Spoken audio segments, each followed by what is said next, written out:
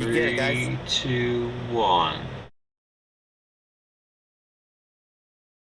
And we're live. Good evening, everybody, for episode 15, Delicious Divination. We got Barry, Sine Waves, Tod, Hollywood 5250, and 24 ounceness. That's it, man. You guys are welcome to introduce yourselves as well, if you want. If you want. So anyway, we got... Yeah, Brett. I have pretty low volume. My name's Brett. San Diego. Yeah, I'm down in California.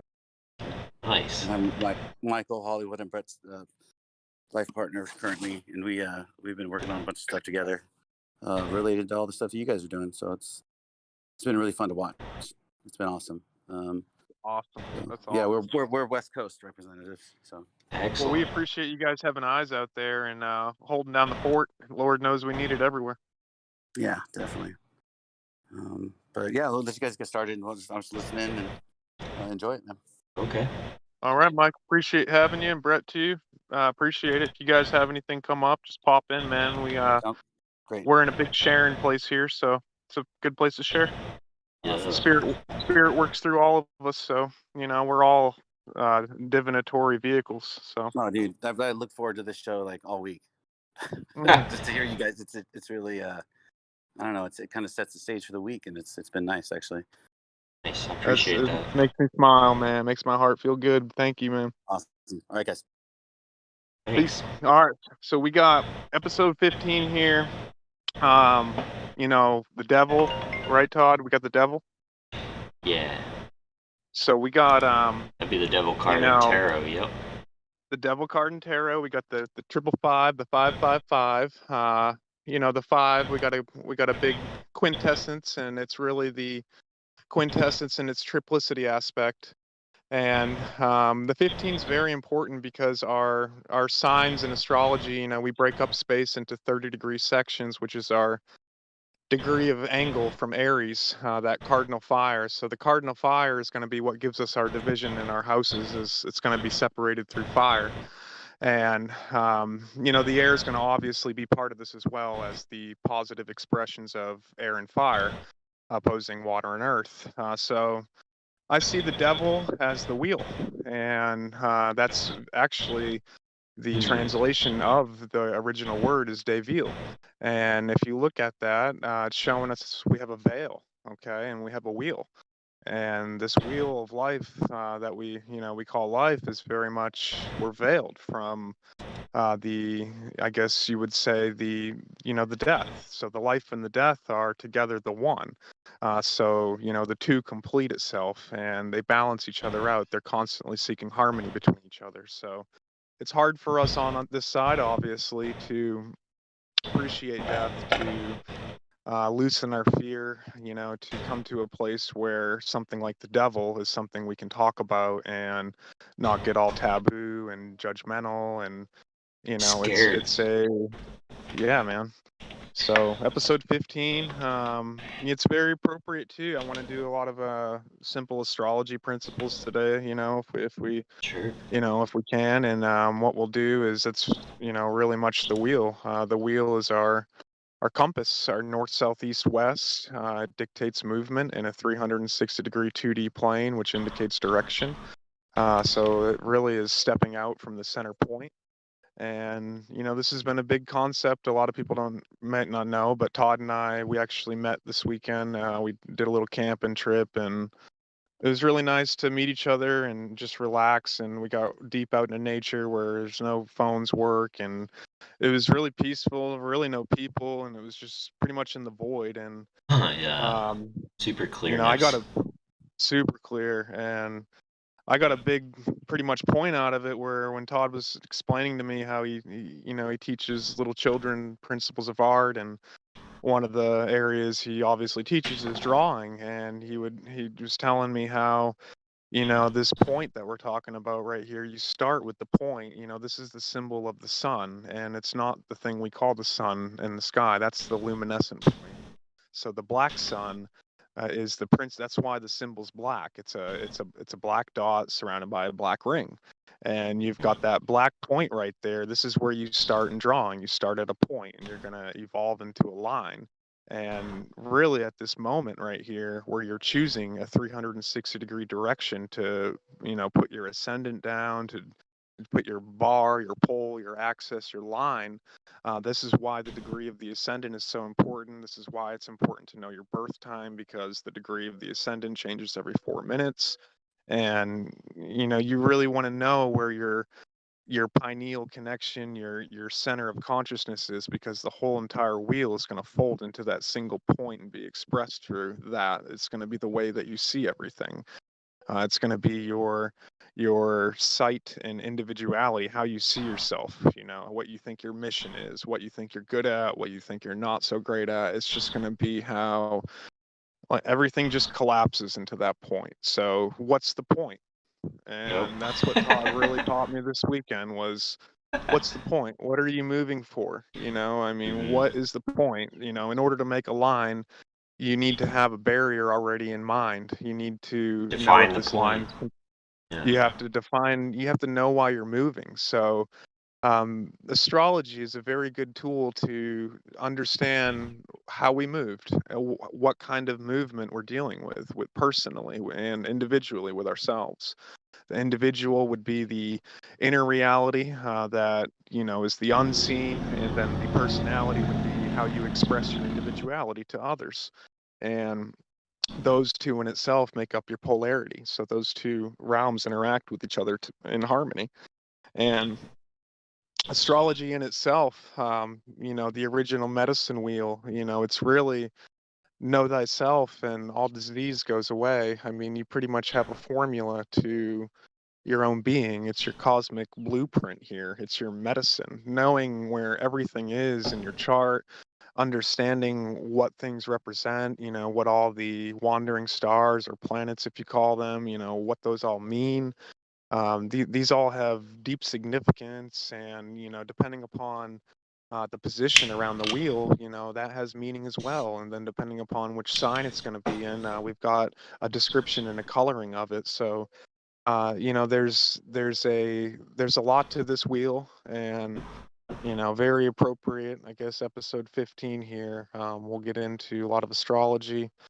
We've also got coming up in the future, I've got another person, I think KP, she's out of Atlanta, and she's really good with synastry, like taking two different people's charts and understanding, whoa, you're, so and so is conjunct my so and so. This shows this, and this. And, I found her to be one of the strongest, intuitive synastry people I've really come across, so far. So it would be really awesome to hear some stuff from her. And she's down. She just downloaded Discord, but I think she's going to check it out this week, see how it flows, and then we'll have her on in the future.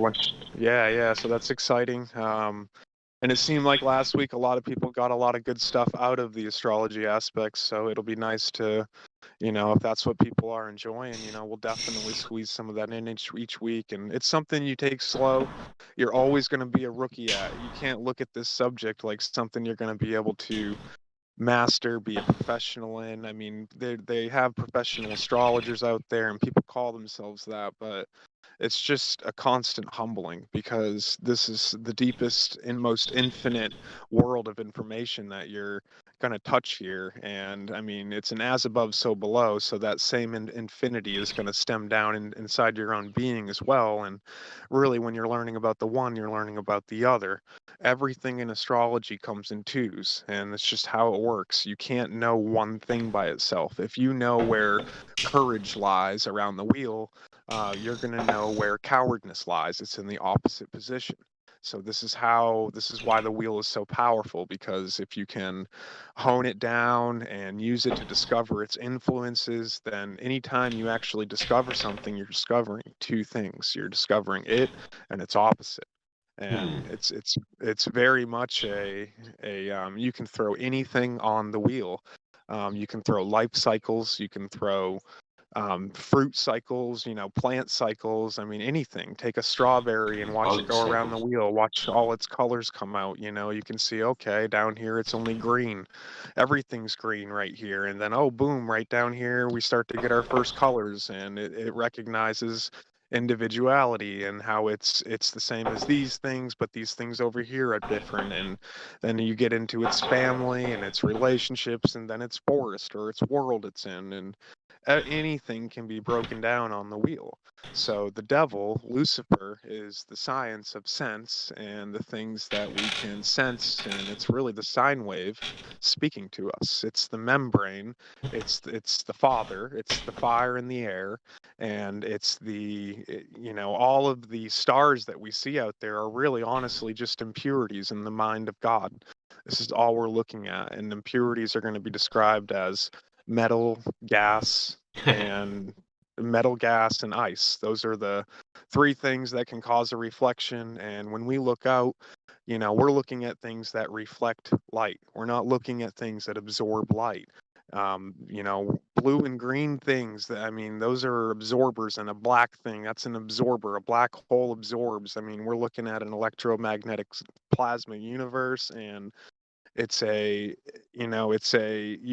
we're not going to go to Mars and have life there. We're not going to go to Venus and have the kind of life we think there. I mean, we need a place that has the ability for plants that absorbs light. I mean, it's required for this type of pretty much the height of where we're at in terms of cosmic intelligence, the human body, and this experience. You need all the other things first. You need the mole body. I mean, you need everything. You need the desire, the instincts. I mean, the whole nine needs to be in play to even get to the stage to have access to the library card and the gateways that we could potentially open with these things. I mean, we're all carrying super light codes from all different directions. I mean, this is just a meetup place. This is literally eternity. This place holds all times in itself. And eternity is the constant now of the being that is in the center, absorbing all of time. And that's what this place is. It's the met-all. It's where everything meets. It's where, I mean, we've got all the elements combined, combined into the fifth element, combined into quintessence, which is pretty much probably water when you get right down to it. And we Yep. need to make ice one of the original elements, because water has fire with it. I mean, we've got ice and fire mixed. So, and it's a cosmic science that we all need to know. It's the only thing you need to know here. When you know these principles and you start to become accustomed with things, and you can start to understand your reality, you can start to actually make sense of, why do I always feel sick at 4:30 in the morning at this time? Why do I always feel grumpy at this time in the day? No matter what, even if I'm having a good day, it's like things just start happening, and blah blah blah blah blah. It's probably something astrologically that is there for you to see, so you can overcome, so you can grow. Without any challenges, you wouldn't have any opportunity for growth. So it would really be a fairly fruitless experience. And Mundane. yeah, yeah. And I mean, and the whole point is to be, yeah, I guess there's many points, but what's the point, right? What is your point? Yeah, you gotta define your what point. is right, It right. helps you And you make when can't you're even move. You right. can't even move until you've defined your point. Like, we're not Well, even moving yet. when you We're are still ready kind of to move and you have that point, though, it makes that line really easy to draw. And you, for instance, even if you're using a ruler and to get the straight line, like when you need the other points, you know where the line goes. right, Between right. that though, then the line literally you can make that into any shape, and it can look three-dimensional, but it can literally just be a line. That's like the power just of the Right. drawing And you don't aspect. have, and people don't understand that at this point, you don't have life yet. Okay. Life happens at the 3.14 pi. Pi is life. And once you have a circle, you have perfection. That stems off the ascendant, and then it's circumscribed. So you get a circle off of that turn right there. So that bar turning and making a clockwork completion right there gives you a circle. And that circle in itself is pi, is p, is life. Hmm. And That's Pi. Peter right there. I mean essentially is the word Peter. It's got pi for pi, p, and then you've got Tor, which is a mountain, which is a best friend, and it's a center, it's a north, it's the 13 in center of the 12, which is the sine wave. The zodiac is the 12, and there's a 13 in the center. And we've been there. People want to fight Right. that one to the death. I mean, anything that's odd is going to be in the center of what's even. I mean, it's just a principle of everything that we know, that we experience. So you don't need to confuse it trying to shove 13 into a sine wave, because it doesn't go to the sine wave. It goes into the center of a sine wave, just like 9 is in the center of the 8. As you go up in number, you're pulsing in polarity in and out. So each time you're forming a new geometric solid, it gets more complex. The angles get more outside. It starts with the 180. That's the only angle right there, the diameter, okay? So meter, okay? So you die into measurement right there. So you take the circle, you cut it in half, and you've got the 180. It's the only thing to go through the very center of the entire circle. That right there is pretty much your spine, your core, your black sun. That in itself is your 180, your Saturn. Saturn represents the opposition, the 180-degree angle. Our sun and Saturn represent that SS, that German SS, the super sport on the car. The SS is that Saturn Sun matrix. There's a Saturn Moon matrix too, and there's a Mars Moon matrix. It's the M&M, which is a wrapper, and both the Moon and Mars both wrap you. They're wrapping you Rap in God. infrared, and then they're wrapping you in soma, or pretty much water, or Christ, or just the ice mixing with the fire. And that's our entire realm. That's why the moon in itself is always a cosmic mirror of where we're at. That's why the plasma moon map is fairly undeniable if you watch it with an open mind, and you can easily see that all of the land surfaces are mirrored on our moon. The polarity's right. It shows our everything in our entire system. And yeah, and you can't see the other side, right? You're looking at a 2D face. It's a mirror. We're looking at a giant black mirror, and we're catching our own reflection off that little full moon spot every time. That's when we hit something perfectly. When we hit a 45 knife edge right in the center, and you can see the full circle. Every other time, you're looking at a crescent or a nothing, and the pole is conjuncting the sun, and you can't see it, or you've got either to the left or the right, and you're just hitting that sheen. And when it's full like that, you're completely opposite. It's the 180 position right there. That's where I was born, on a full moon rising right there. Nice. And yeah, and what we call the moon, in our sky, I'm talking about the white moon and the black sun. So the white moon is the original expression of all color, all life. White contains all color. Everything that we see in this reality comes from white, which is structured off the black, because the clear bursts the black, bursts the white, which then goes through the red, which is Mars, which is why you have the moon Mars matrix. Mars would be that infrared, that hot dry, warming it up. If you notice during the growing season, when you're right now, you need those periods of hot dryness to get the plant to rise, to grow in height, to get it to come up. The roots go down and it goes up. It's like a stretching out. So that dryness, that gassiness takes all those waters and it just expands it, and it grows it out. So that hot dry mixture, that infrared Mars matrix, which you can see in the Smoky God what Mars is probably doing. We're probably in some kind of, like, if you took the letters CC and you took the second C and you turned it around facing it, it looks like we have two, like like C's facing each other, and Mars is going in between, like it goes inside of our system and then comes out. And that in itself is what's causing it makes that iron magnetic field of our system. So it's tied to our system right here, is what generates those fields that we live in. So I mean, without that, we wouldn't have land. Like, you would just have water. It would just be water world, and that would be if that would just be if Mars could even interact enough to melt water. But it's interacting so strongly right now that it's pulling up land. It's actually taking the clay lithosphere, or the plate, or the crater, or whatever you want to call this thing, and it's pulling it up. It's giving it lift.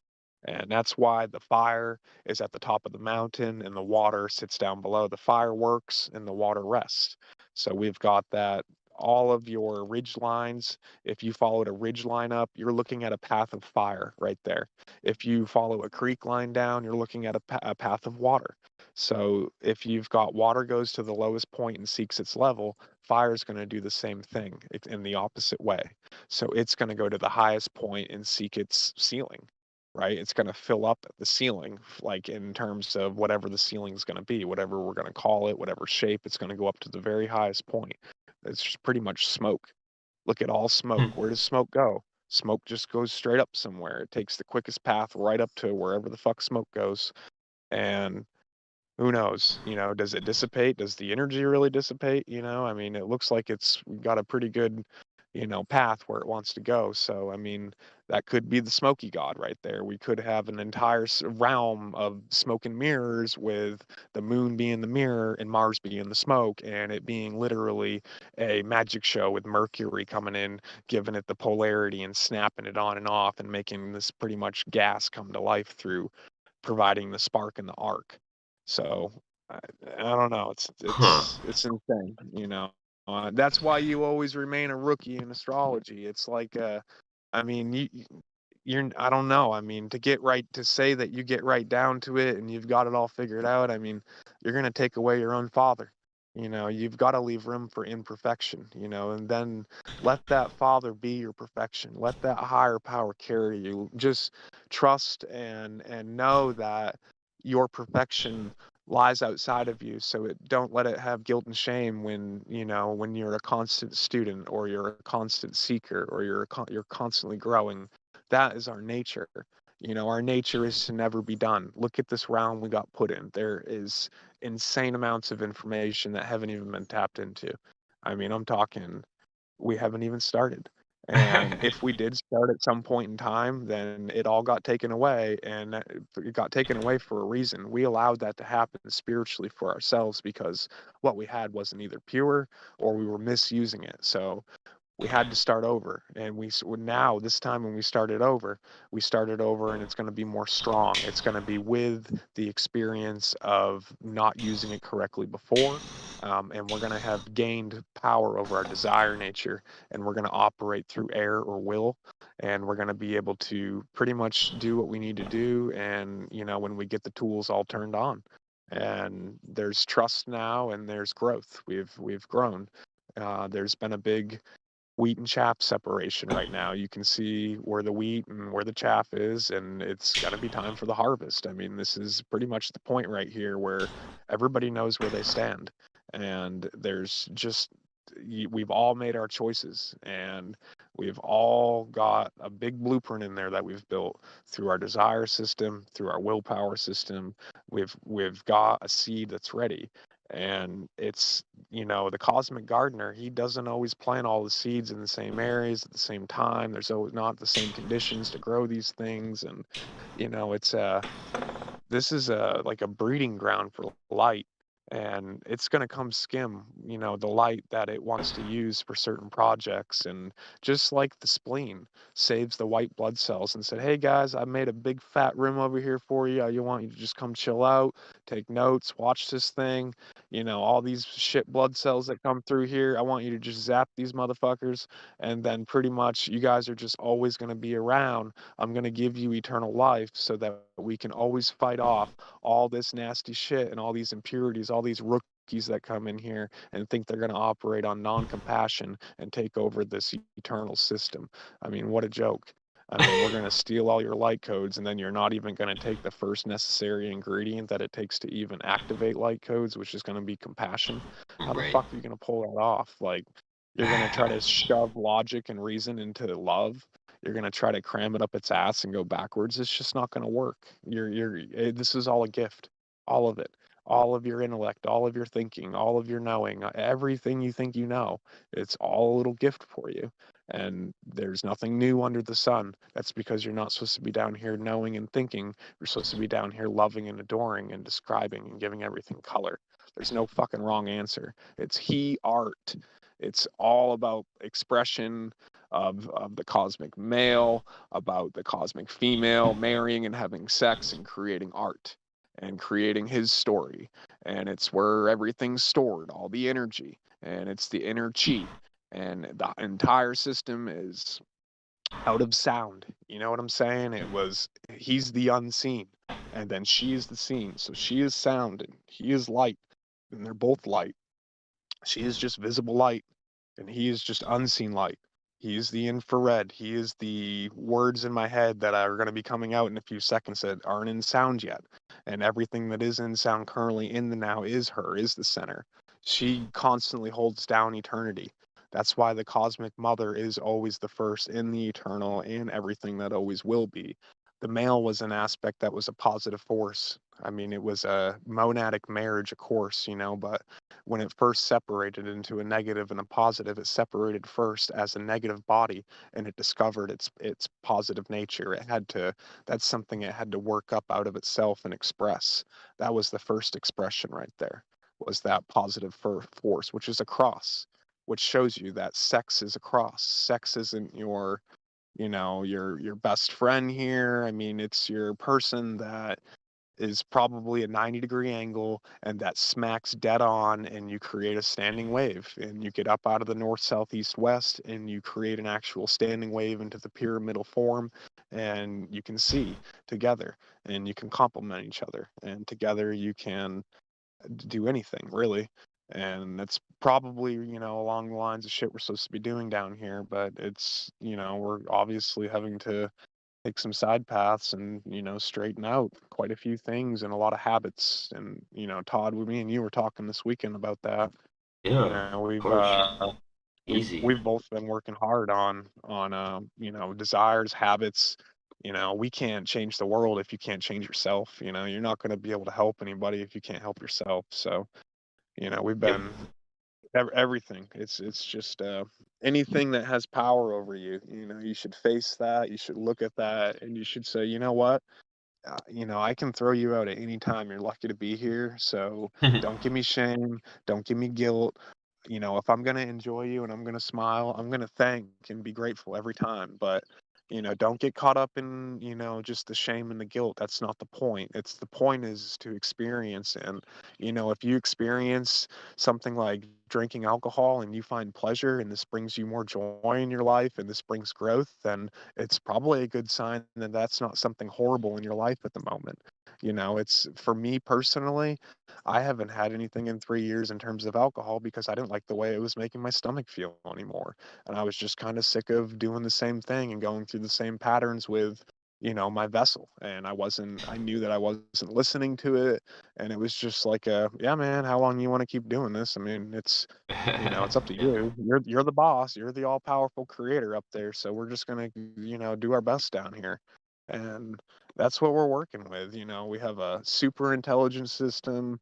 This thing is programmed to take you anywhere, do anything without even moving. I mean, it's um it's a serious machine. Like it's her reflection. It's can't go through itself.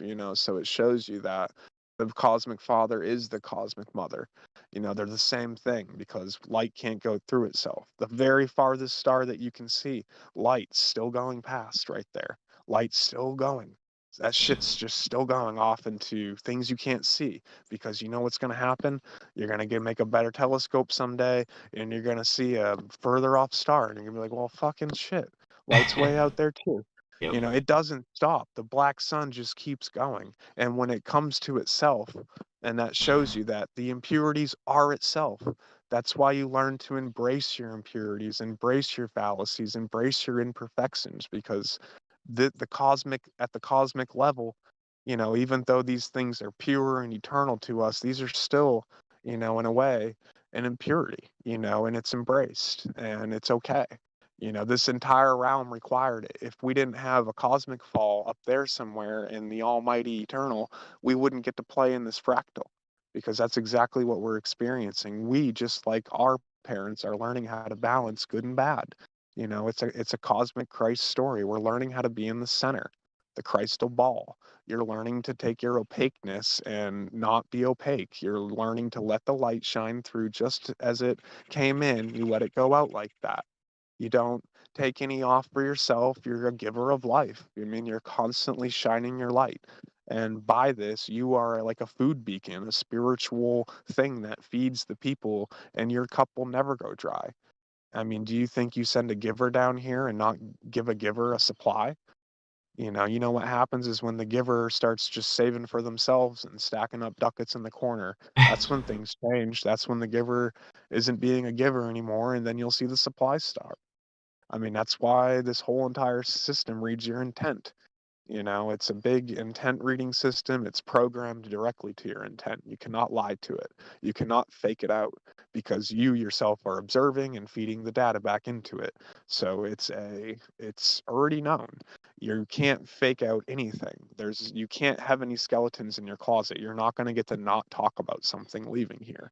The whole thing is going to be looked at, everything from every angle, everywhere. You're going to want to understand it because it's very valuable. It's valuable to get to have the opportunity to take on these experiences, especially in these times.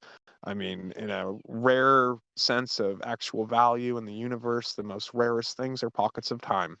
And because you're a seed of light and you require certain conditions to grow the things that you want to grow. And you can't find 2021 energy in 1967. It's just not there. So you've got to don a body and go through all the other bullshit that comes with it if you want to get to your little nuggets of growth everywhere. You might have little dark little secrets in the cosmos that are, oh man, I can jump in right here. I can pretty much, if I can get through this, and that, that'll give me access to this. And if I just get time with this right here, I can really get what I'm after in terms of a cosmic individual personality, this growth, this super growth that you're really looking for. So yeah, man. Nice. All right, 30 minutes in. Let's see here. What are you thinking, Todd? Let me take a breather on some water. Give me on a rundown on the life of Todd here recently, or let me know pretty much, I guess, what you thought about the weekend, or maybe if you Sure. had any synchronicity leading up to that, or yeah, man, just give me a second. Yeah, yeah. No, it was awesome. So we were somewhere in Kentucky, middle of woods somewhere. And it was great. We went up on a mountain, and it was just very, for me, very nice because it was like real, genuine silence. No birds even. It was just really, really powerful when you're in a That was city. weird how there were no birds up there, but all the birds were hanging out by the lower creek areas. We Yeah. discovered some. Yeah, yeah, that was awesome, and it's just beautiful out there. So really, really enjoyed that. Otherwise, yeah, I'm just still doing still recovering from that. We hiked to some areas, which was a lot of fun. I found some metals, which is funny. You were talking about metals. I don't know if it's silver or not, but we had them on the camera for a little bit. But Yeah, that was neat. We got you in a cave and pretty much took you to like a woods waterfall in the middle of nowhere. yeah, Rudolf It was, Steiner on the way home, when I was listening to him, talked about metals a little bit, and he said several silver, silver, I guess represents past lives coming like to fruition or something like that. Um, well, that's neat. yeah, That's neat. I might, I think that's how it's interpreted, but yeah, so I thought that was really interesting, you know. I like that. Yeah, I can see that.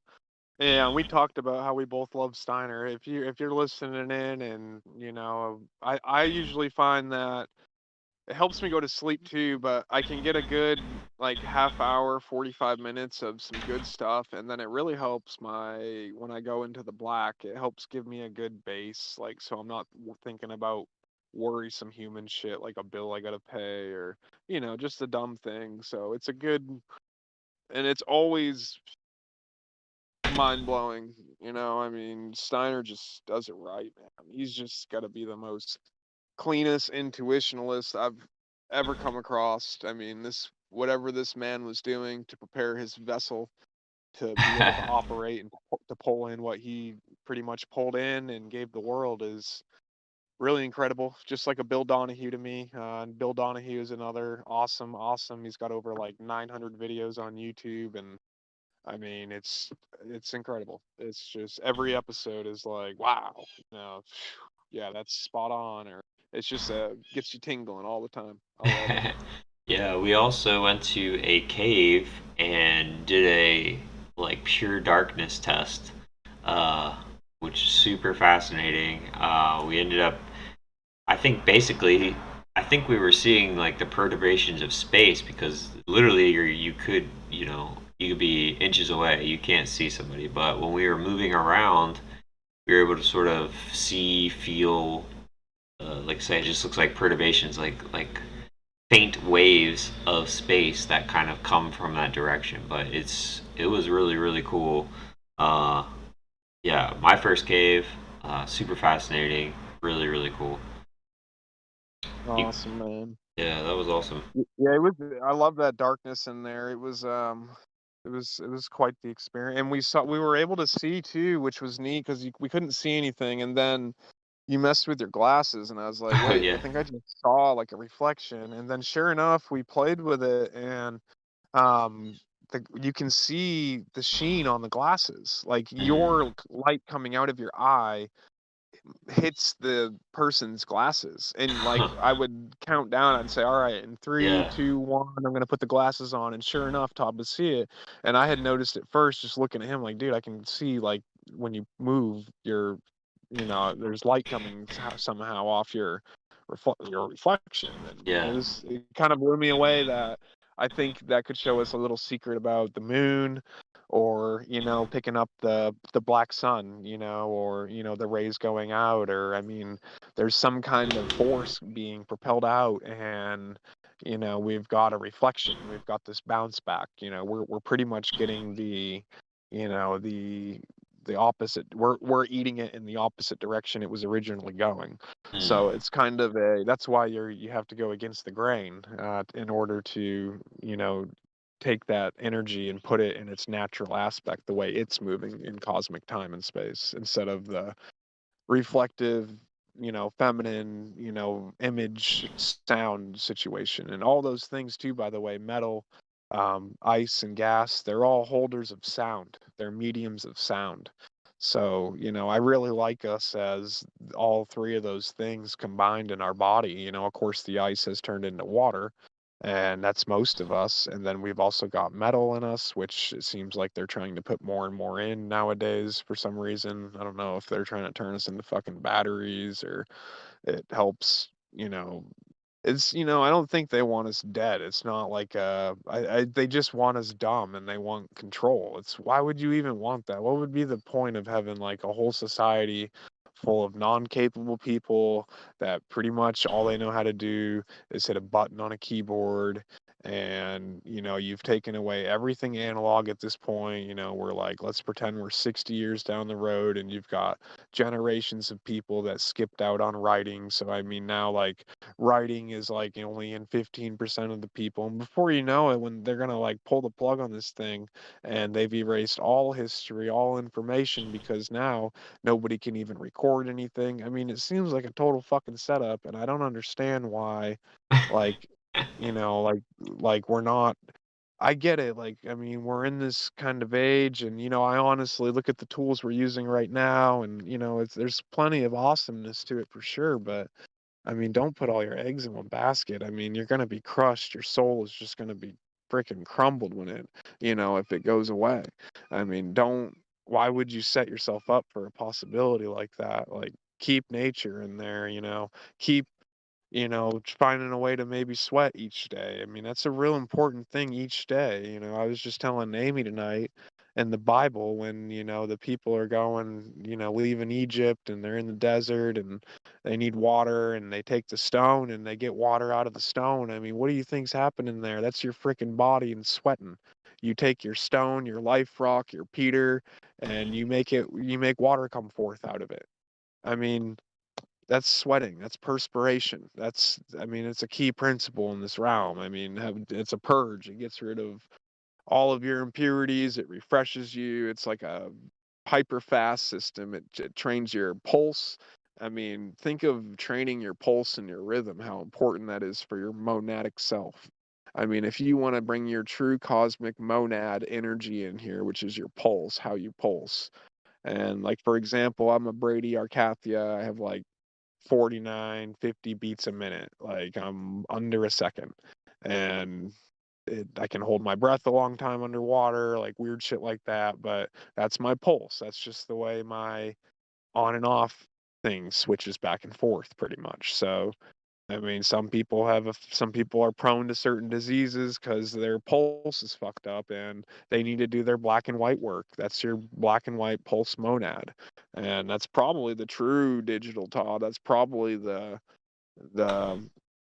Hmm. true pixel right there. I mean, because it's like think of true motion picture is going to be an image and another image, like it's images moving, so motion pictures, and that would take the pulse right there, that flipping on and off, just to create it's there and then it's not there. We're going to adjust the image a little bit and bring it Yeah, back here, and it looks like movement. that's exactly how TVs like originally were.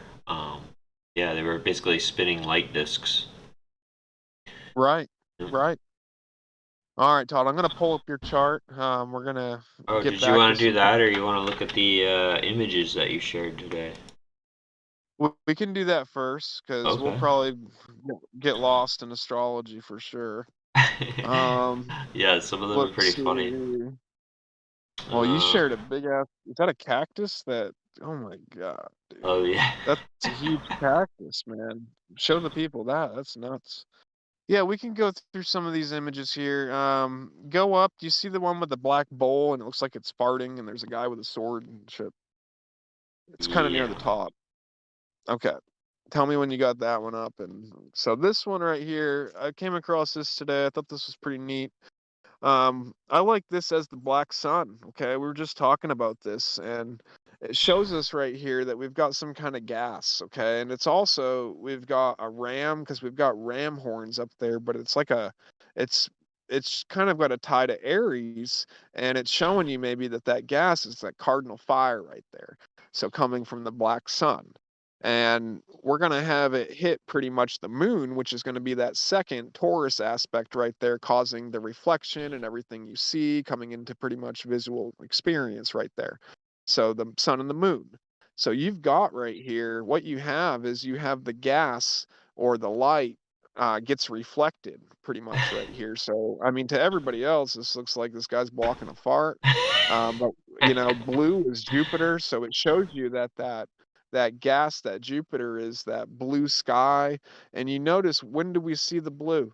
We see the blue mainly at sunrise and sunset. It goes through its blue pattern. So the bringer of, the measurement of 12, the day. This is all coming pretty much via Jupiter. He's the one that's controlling how the everything gets reflected. So it takes Jupiter 1 year to go through the zodiac. So it's pretty much a um, once a month move right there. And then we've got the sword. So it shows you that pretty much right there, the metal, where all the metal, where the pole, where the bar, where the access, and he's got his right hand right there. So that shows you that that's what everything's going to form off of. That's your sulfur stick right there.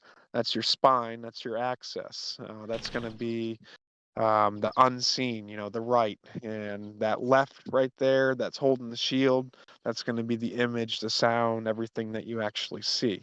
But you don't see the real man. See how the real man's behind the shield, and it's got its right hand coming off that spine right there, and it shows you right there that it's infrared. See how his pants are red underneath? That's all inside. That's internal, and he's got a blue outside. So you see and this shows us the past and the future. Remember, it goes clear, and then it goes black, and then it goes white, and then it goes red. So red is before blue, because blue is right after red right there. So we very much got it all started internally, right? And then the future is always outside. She leads the way. She lights the way. That's what she does. She lights the way. He's got the back. You know, he's quietly back there providing, supporting, being a real man. You know, being a real steward, making sure everybody's got what they are. He's got an eye on everything. Pa doesn't miss anything. All those little divine miracles we all secretly have in our lives where we just can't explain it, but all of a sudden this shit was going to happen. And then the next second, boom, what do you know? Shit didn't happen. And something literally stepped into this realm, saved me.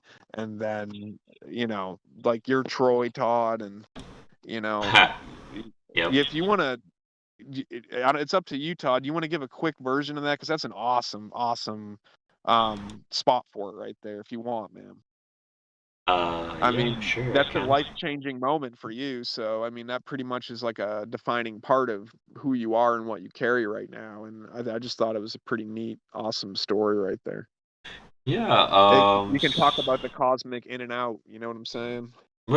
geez, yeah, well, I mean, for me, it was, I was trying to go out onto what I thought was a sandbar, and I ended up getting pulled under in an undertow, and I was only about 10 or 11, and basically just kept getting pulled under every time I tried to swim really hard, and every time I come up, the beach was just farther and farther and farther away. Like, it was very crazy. And after a while, um, I didn't know what to do. I tried to call for my mom, and then she kind of disappeared because I think she went into the water. And I basically was just like, okay, because I don't, I didn't know anything about anything life, death, really. So it was just like, this dude just showed up. Uh, his name later found out was Troy, and yeah, he rescued us. He rescued me, and then my mom, because I looked back and she had tried to go out, and she basically got pulled under too and kind of fainted, so she was out and he rescued her. And it was just very odd because it was quite a lot going on, but there was only a few people that even paid attention to that situation at all, and they were nice, but yeah, it was really weird. Super, I don't know. I mean, yeah, I guess you could say a defining point for sure. But Yeah, yeah. learned a lot about nature. No mercy. Right place at the right time. You came to find out that guy was like a Marine or something, but it was kind of Yeah. like Hmm. an in and out. Like he just went. You said it was really odd because you looked around and to see people's reaction maybe, and you know people were just kind of were in their own routines. You know, the kid picked up the bucket like not. You know, everyone was like nothing happened, and then it was Troy had set you down on the beach, and then you know your mom's 100 feet out or so, and he Yeah. jumps in, saves her, and resuscitates her. I mean, she had water in her, you said, and Yeah. I mean at that point, pretty much, and he just sets her down next to you, and he just gets on with his day. He's got stuff to do. I mean, that's a real angel right there. I mean, that's how it works, you know. Yeah. Very. Yeah. Pretty good one. Hmm. I mean, I've got I might have already shared it a couple times on the show. I'm not sure, but I mean, my grandmother always blows me away with when the car went over the edge, and you know, she was with my mom and my uncle in the car, and pretty much the two kids, and they were going to be smashing a ravine 100 feet below, and Oh yeah. smashing through all the tree branches on the way down, and next thing she knows, something had picked her up and put her right side up in the road, and you know she had looked down and all the branches were broken from where she'd fallen through the air or whatever. I mean, it's just a you know, and I've got different things in my life, so I mean there's a lot of times when that unseen, that infrared, you know, it's there. Pa's watching. Pa's always got your back. I mean, it's I know I keep my angels working overtime. I mean, they're always there, you know, guiding me. I mean, how do we ever know a little delay here and there, a minute this or that, where we might get frustrated from a slow car, it saves us from something up ahead. And I mean, I swear they're just always working overtime, man. For All right, sure. so what do we got? We'll do another image here. Let me see. Yeah, let's do the really taboo one there with what looks like an animal getting the sexual fluids out of the Christ coming out of the Bible. That's a pretty. Tell me, yeah. Okay. Yeah. All right, Nice. all right. So I thought this one was really interesting, obviously. The first thing I noticed was this gas coming out of the red fox hyena thing, a sheep. I don't even know what that is. Yeah. What is it, Todd? Do you know what Hmm. kind of animal? I mean, I want to say like a dog or something, 'cause that's kind of just what it looks like. But yeah, it does kind of has like a lion tail too. Weird. So I noticed Wouldn't right that be a away that, chimera? Is that what it's called when it's a multiple thing? yeah, for Yeah. sure, because it's got that kind of tail too, like the And griffin kind of that's a tail. female too, by the way. I know, like with the boobs, but Yeah. I've seen some weird Christ pictures with those kind of man boobs, it looks like. So I don't know. But check this out. Doesn't it Excellent. look like like a non-circumcised penis, and then he is the penis coming out? Isn't that how Oh, they have that? yeah. That's like a that's what they have. Yeah. They have it all veiny like a tube. Wow. And and it's showing me that this thing is pretty much putting its head down and getting the like something out, and it blew me away, man. And it's coming out of a book, so I'm like, man, this is all esoteric stuff, of course, right? I mean, No. obviously, it's not like No, yeah, this was this is the newspaper back in blah blah blah. But no, it just shows me yeah, it the is. uncircumcised word of God. So the original, before that pie, before the circle, before the image, I mean, really, it all came from that first circle, because the first circle is that center point, right? And then you've got the outer circle.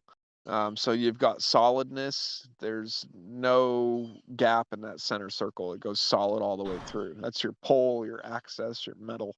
And then that outer circle it's got space. That's where the space is. She's got the space, man. She's the spaceman. That's kind of funny, huh? How'd that work out?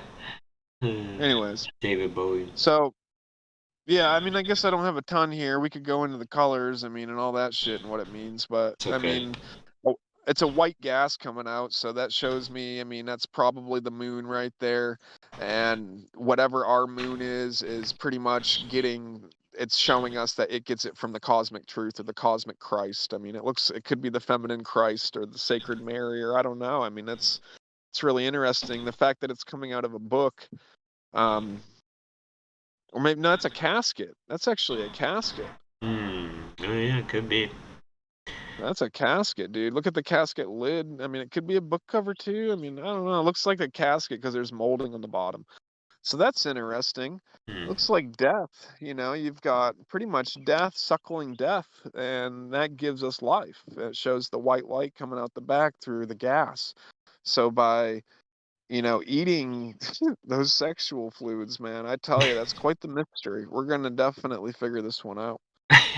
Um, I like the one on the bottom. If you show that one, it's got all the animals bowing down to this one type of animal, and all the birds are listening to Oh yeah. this other, the blackbird, the crow, or just really the color matters here.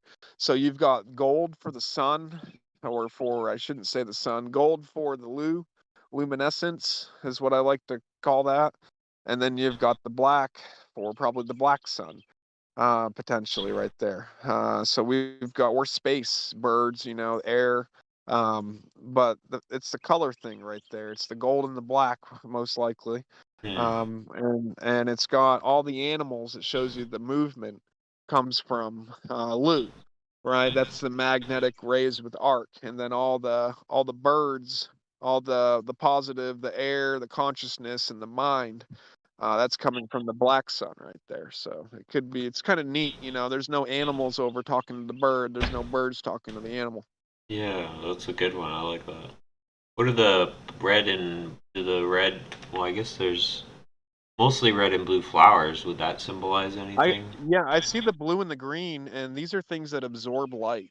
So blue and green are two colors that absorb light. Think of water in green, both, green plants, and then water absorbing it and making algae, and it just shows you that it's got the red background too, which is interesting that it's on that infrared, probably Mars grid right there, that positive cardinal fire, that and that fixed water too. So, Nice. and that cardinal fire is very much the green, because when everything pops out in the spring, it all comes out as green. So, and then, that's very much a Mars background, with Aries as the green, Scorpio as the blue, and then red itself as Mars. So I like that. Let's see. And then any other ones that piqued your interest there? There's some weird ones, I mean, man. they're all interesting for sure, but All right, I'm gonna pull up your chart here, sure. and let's see. I think I just posted it somewhere. Yep, I got it. And if you put it on the screen, just kind of, you don't need to show your birth info on the bottom there, but whatever.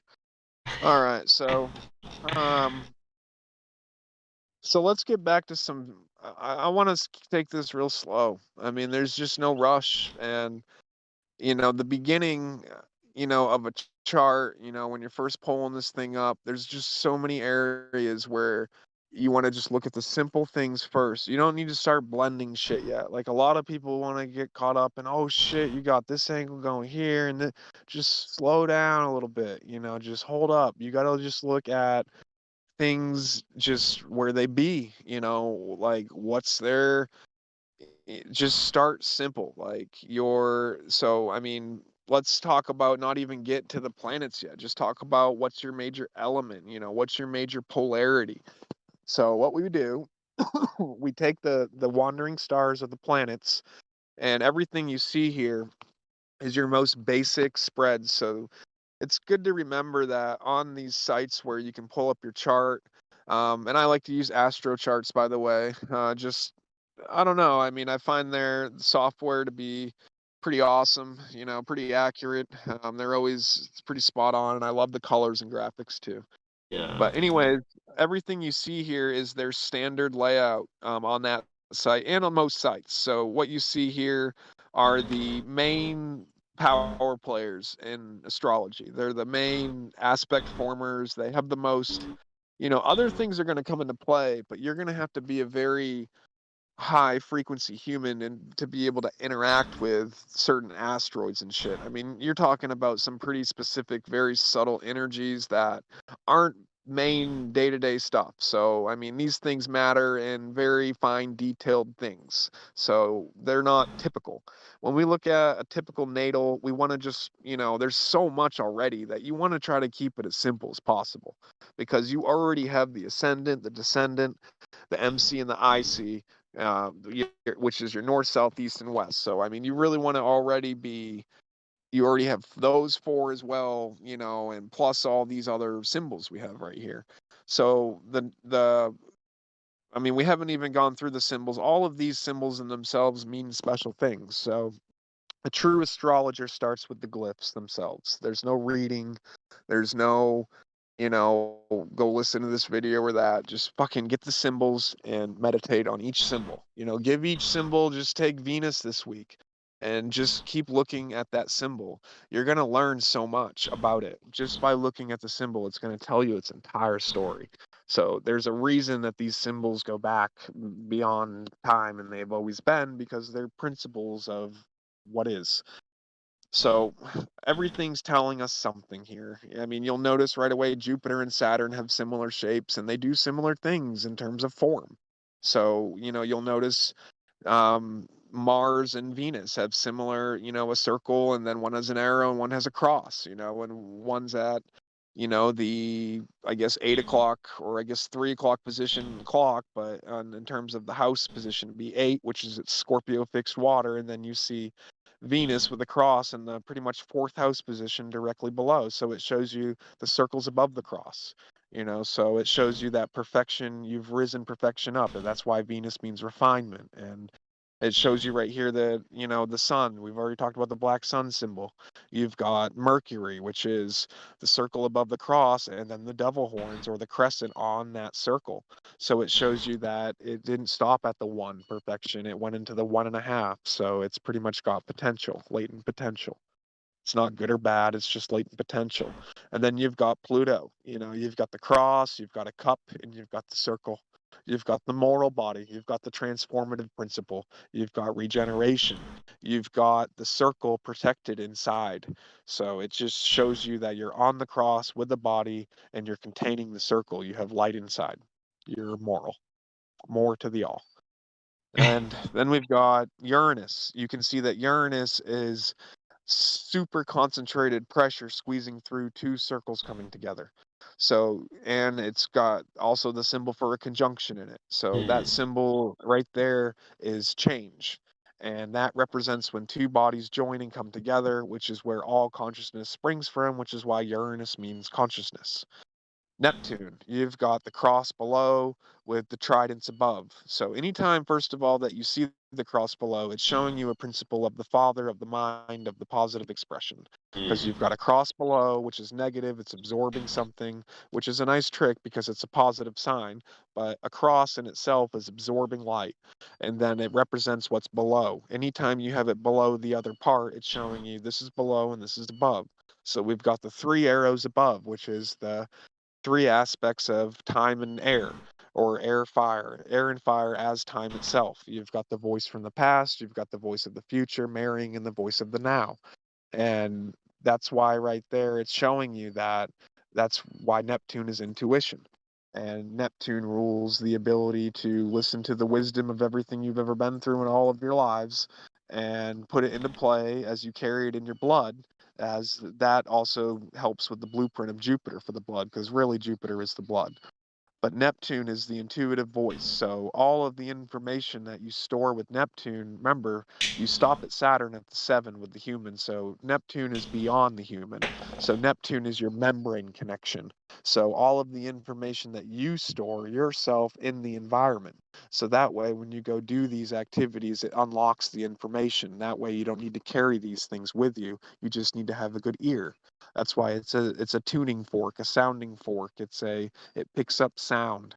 It's very much either divine intuition. It's really my goal is operating my Neptune at its most clearest level, getting the human out of the way, allowing that thing to just blow full bore and feed the fire. And pretty much we've got we've got the ability to get distracted by the past. It can cause a storm. So the other side of that divine intuition from Neptune, from beyond, from being connected and grounded into the membrane, and it's pretty much going through your feet. If you look at that, it shows you've got the tree in the middle, which is an arrow up, which is a tree, which is like a pine tree if you think about it. So you've got your spine sitting in the middle, and then through each foot, through the ground, you connect to your past and your future. You're pretty much a constant input and an output connecting as a cosmic center node circuit right there. So this can cause storm.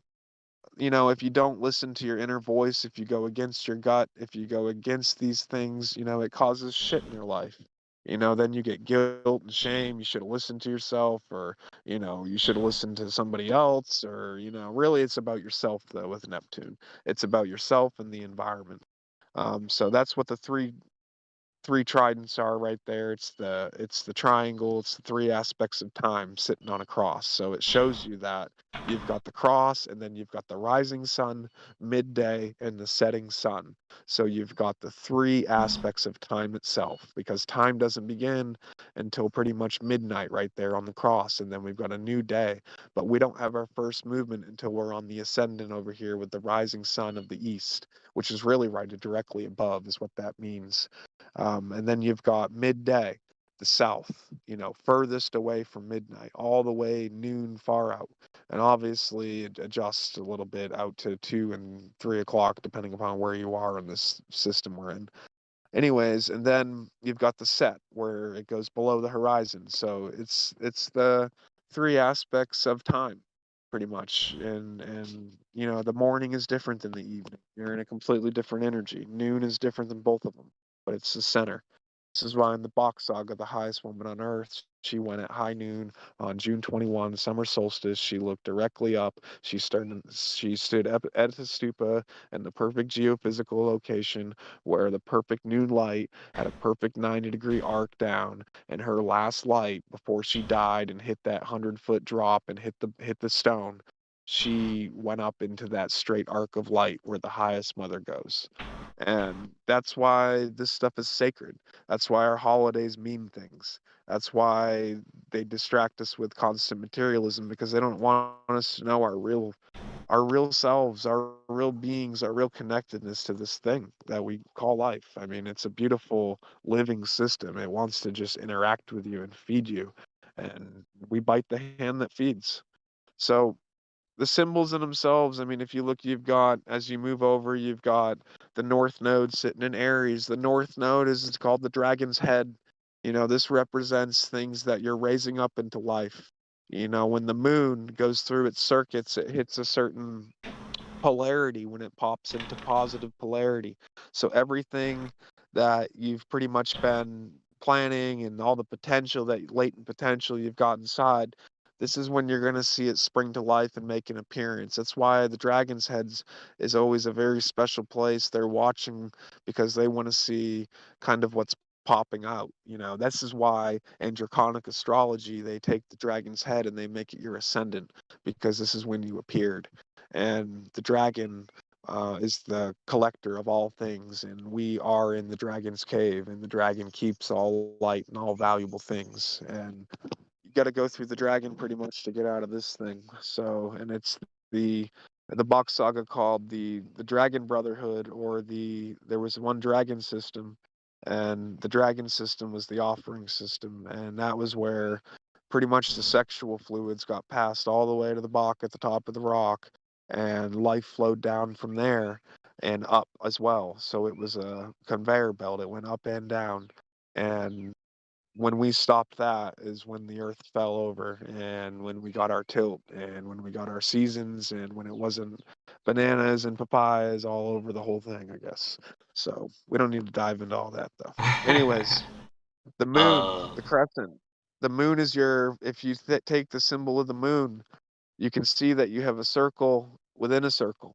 So it's a crescent. So there's an unseen circle right there. It's eclipsing something. This is your spine and this is your body. So the unseen circle is your spine that you can't see right there. And then the circle, the crescent that you can see, is the circle of your body. If you take your spine and you take your body, you can see that what's visible is up front. When you look in front of you, this is all white. This is all color. All of your perceptions come in from in front of you. You can't see behind you. It's unseen. That's the symbol of the moon right there. It's showing you, it takes the unseen and it makes it visible. So you don't take the outside and slap it against the outside to change the outside. You take the invisible, you adjust the invisible, and then it reflects properly as you change the invisible in the center. So that's what the symbol of the moon is. Right above your moon, you've got Quran or Sharon, and we can see it looks like a key. You've got a K, the letter K, above the circle. So circle is perfection, and you have K, which is above. So this is above perfection. This is why Charon is Pluto's moon, and it sits at our most furthest visible point from us. It's the height of what we can see, what we can know here locally. So it's the face of our system. So you, all of your moral actions, everything that you've done in all your lives, they color your Chiron. That's why it's the wounded healer. It's the shit through all of your lives that you haven't been able to heal, that you still carry with you. So when we look at that area, that's an area that there's a lot of past energy in this system right here, and there's a lot of cosmic personality in here. It's how you take, Sharon has everything sitting inside of it, and it's the most bravest, it's the furthest, it's the on the deepest frontier. It goes into the deepest pockets of the unknown, and it has your moral body face on it. It has your entire everything you've done. It holds that aura in it, and that aura in itself, it's the wounded healer because it causes an image of what you've done. And other people, they can learn from your image. So they can take the result of your good and your bad, everything you've ever done, and they can see it in your color. They can see it in your life. they can actually learn from it. And that's how you can learn from others. That's the definition of wisdom, is learning from other people so you don't have to go through that. You scrape the wisdom off so you don't have to experience the pain. You learn from others' mistakes, or you learn from others' blessings. It's just like somebody watching some investor. God, this guy makes so much money. I want to know how this guy does it. Well, chances are, if you just looked over his shoulder for 48 hours and watched his routines and watched how he did things, you'd pretty much know what it takes to participate in that kind of color. So it's a, or if somebody's like got a victimhood personality and woe is me all the time and nothing ever goes my way and so did this and so did that, you can really see in that person that that's really painful and that it's just, something that's not very attractive, and it will make you yourself not want to blame others for your own circumstances. It will take victimhood in itself and it will just fucking crush it. It will become so ugly. This wounded healer is a deep worker. This is a very big soul influence. So that's why it's in our chart. Um, so yeah, Todd, the symbols is kind of where we start. Hmm. If you're new to astrology and, you really want to do it right, if you want to be able to provide actual meaning and healing to people, you're going to have to really have a good depth of, what things are, and what it really means. So just get a good relationship with them. It's all going to be personal. What I tell you right here, all you're not going to remember any of this. This is just a intuitive stream that unlocks things inside of you to let you know that you can do this too and that you're going to have your own way of expressing these things. You're not going to explain these principles like I explain these principles. You're going to get to see it in a different color. You're going to get to see it in a beautiful light. And that's why astrology is so beautiful, because all of the voices matter in the world of color. Everybody is okay to speak on things. There's not one rule that fits them all. What I tell people is very different than what other people tell people, because I've taken my relationship with these things and taken it slowly and provided depth and meaning and what I'm looking at. And I don't do that with everything. I really don't. I really skim the surface on a lot of shit. I'm a fairly lazy researcher, to be honest. I really just like letting the intuition blow free. I don't like putting a cap on it. I don't like thinking. I don't like, whenever I go look at shit, it just triggers shit in me. Like, I'll go pick up a chemistry book and it just triggers all this shit. Oh, look at this two letter for this element. Oh, shit, that explains this. And I mean, it's to the point where thinking to me is just a huge distraction now. And it's needed. Like, you got to have a foot in both worlds, but it's not your goal. You don't win by winning. It's not, get your human, your little ego, isn't dressing up your bigger ego well. You have a cosmic ego to fill. Don't get lost on your shoelace down here. This thing is huge. Like, this system can be big. We can take this place anywhere. We've got all the potential in the world, and all it requires is doing. All you got to do is just get up enough courage and muster in there to just, you know, put it into play, put it into creation, put it into practice. You're not always going to have access to a physical body to be able to do these things. I mean, to be able to have these experiences. The information that you seek lies in your experiences. It's out there. It's not always in there. There's two information systems. There's the sine wave and there's the particle.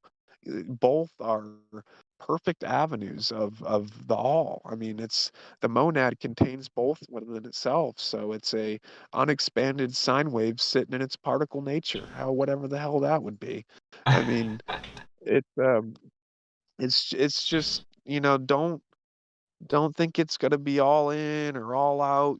Don't have some plan that when event X happens, I'm not going to go towards the sun, or, don't form anything. Just the best position when you don't know is to just not make a move and to just listen. Honestly, just listen, because when the time is right to speak, something will come out of you. You didn't have to prepare for it. It just came out naturally when it was supposed to, and it was a reaction from the being that you are. And any time that you step in the way of those kind of things, you're masking your true identity. You're not allowing your actual true expression, that if you were to take all of your possible avenues of input and choice and put it into play into this one single linear cosmic choice, I mean, at that point in time, I mean, it's something that you wanna just encompass it as much as you can. I mean, I understand we can only do so much, but have high goals, have low ones too. The bigger your extremes are, the fatter your center's gonna get. I see it too in my own life. Like, yeah, I think I'm doing great. I'll go months and months and months. Nothing can touch me. This desire's gone. That one's gone. This can't get me mad. This can't get my emotions going. And then boom, I'll have a horrible day. I'll outdo every day I probably ever did. And I'll just sit there in disbelief. Yeah, man, way to kill it. Way to think you're at level 102 and, welcome down to the basement again. I mean, that's what we're here for. Honestly, we're here to experience the extremes, and how are you going to react? How are you going to get through the things that you throw at yourself? I mean, it's all a direct reflection. It's all coming from you. The whole entire thing is a reaction. So you're just using the experience to bounce yourself off of. What does this make me feel like? Ooh, I got to speak up here. I better say something. I stand for this. You're going to have all of these things that are triggers, and it's going to force you to express your being. And that's what the fucking point is, right? I mean, don't we all want to have a different beingness? I mean, isn't that the most celebrated thing, is diversity? I mean, division, is it really a bad thing? I don't really think it is. I think it's something beautiful. I think there's a way to do it right. There's a way to take all of this division that we're in, and to find commonality. Chances are you can divide things down quite a number of ways, and you're still going to end up, whoa, hey man, you're a dad and I'm a dad. No shit. So you know what it's like to be a dad? Huh. I mean, right there, I mean, the commonalities are easy. You just got your vision tuned to a certain, one of their bullshit stories saying that you're not supposed to like X, Y, and Z. Stay away from C. That shit's bad for you. Definitely don't mess around with M over here, because if you put this one in you, our pretty much entire illusion is just gonna pop, and you know you're not going to have fun anymore, because you're going to see the lies everywhere, and it's going to make you depressed. You don't want to do that. Right. So don't go with So that. let me But yeah, interrupt. man, go for it, Todd. So Please do. um I want to play noob advocate right here for a minute with astrology here. All right. So just looking at this, we have these colors. Let me make sure I have it Yes. on the screen here.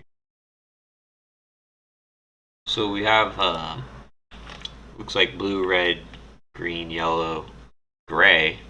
Uh, what do these have significance? It seems like they do, but I didn't see a color thing other than the T square.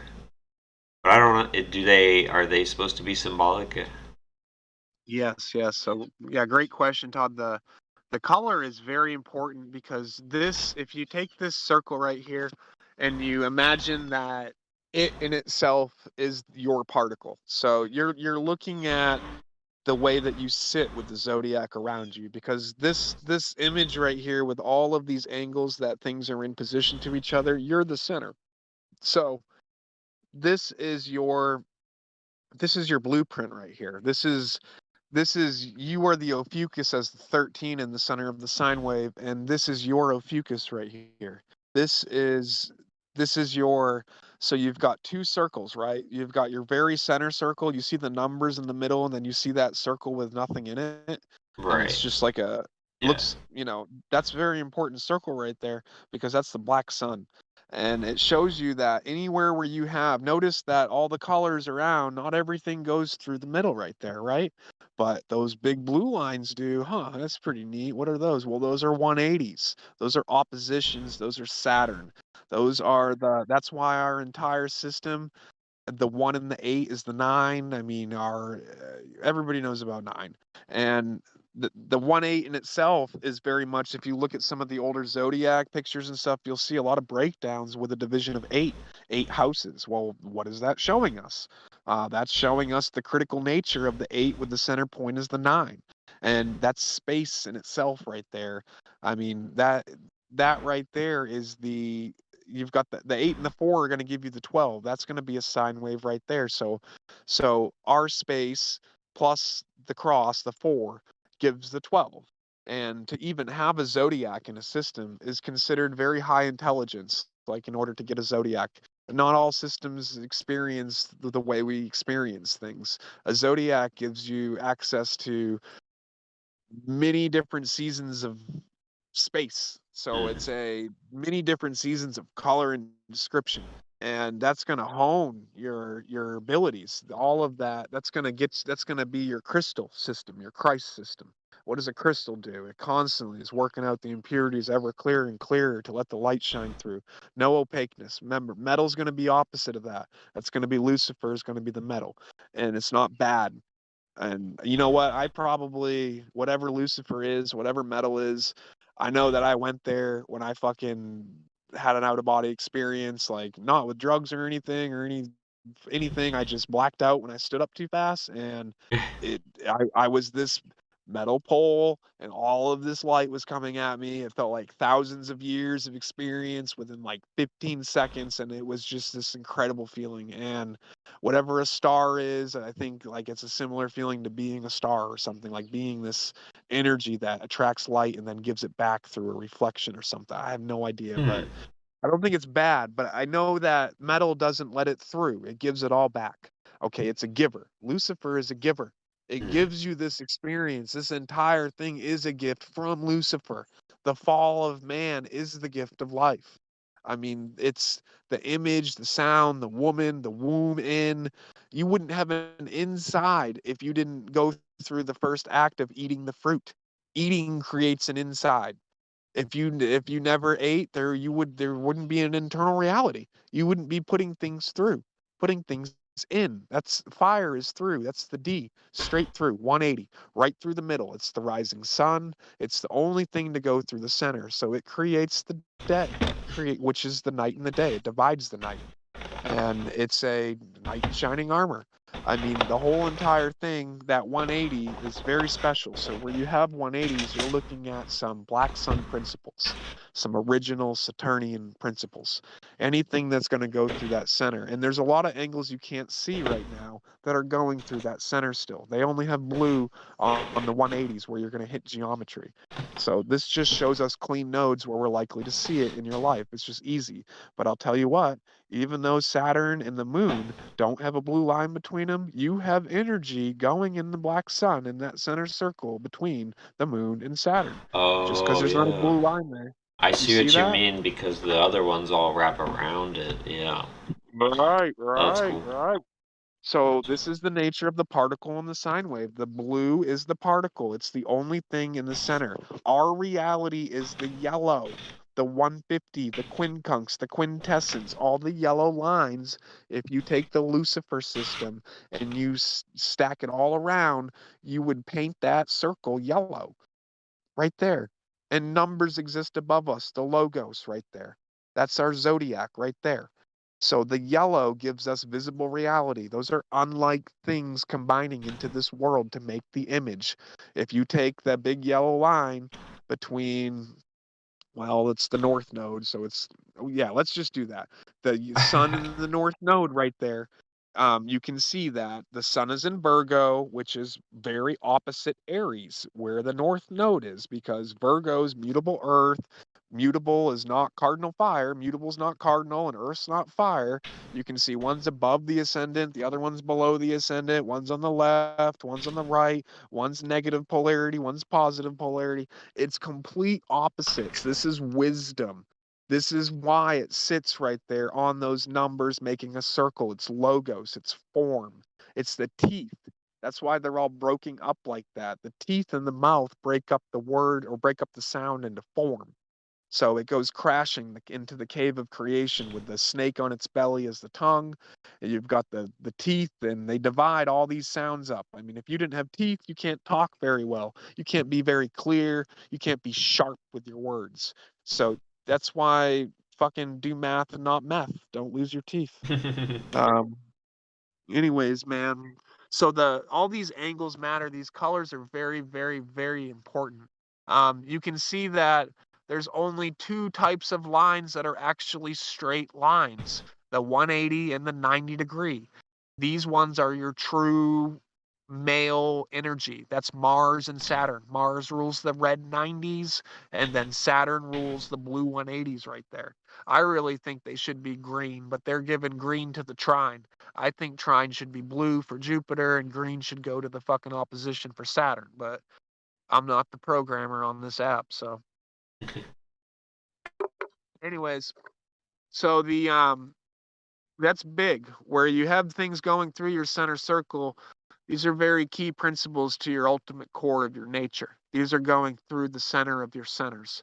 So Uranus connecting to the moon, connecting to Chiron, you are a very old soul. You have your biggest cosmic soul going through your ultimate center, tied in with the moon, your personality, how you're going to express it. So you are carrying the wounded healer directly on your personality, making it visible to absolutely heal and help others. You've taken everything that is ever good or bad, and you're putting it on full display in seventh, in the house of relationships, which means none of this is going to come through your individual action, but it will all be based upon your experiences with others and relationships in general with the world around you. So, and it's going to change you. That's why it directly opposes Uranus. So by you keeping your personality visible, in relationships with others, in public, constantly, it's above the horizon. It's seen. You're a wise position in the seventh. Remember, that's the setting sun. It's got all the experience of the day in that position. So it's wise. It's retiring. It represents maturity. That moon, like I said, we're looking at the visible image coming out. So everything that you do have in there from Chiron, all your moral bodies, all your moral actions, it's able to be displayed.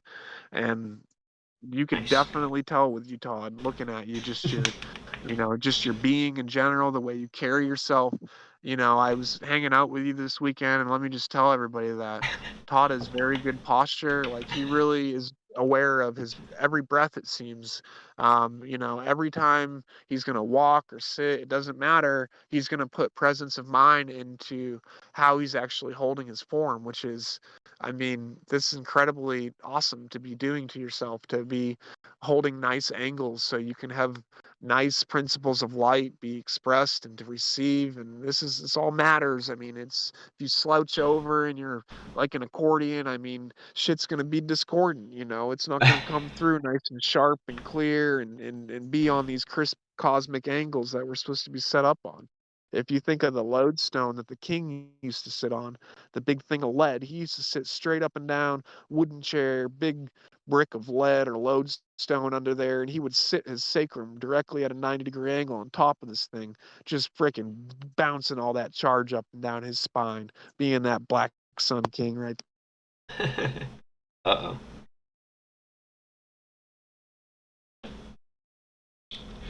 Well, as per usual, everybody, we have a intermission. As Perry has lost connection.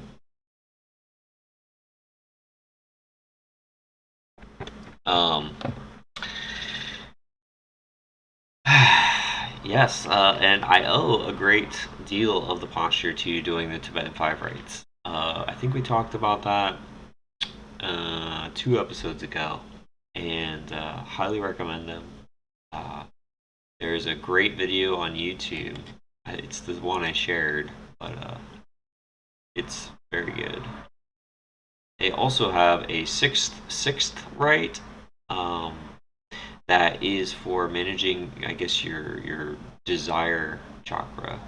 I haven't really messed with that very much, but I did do it a few times.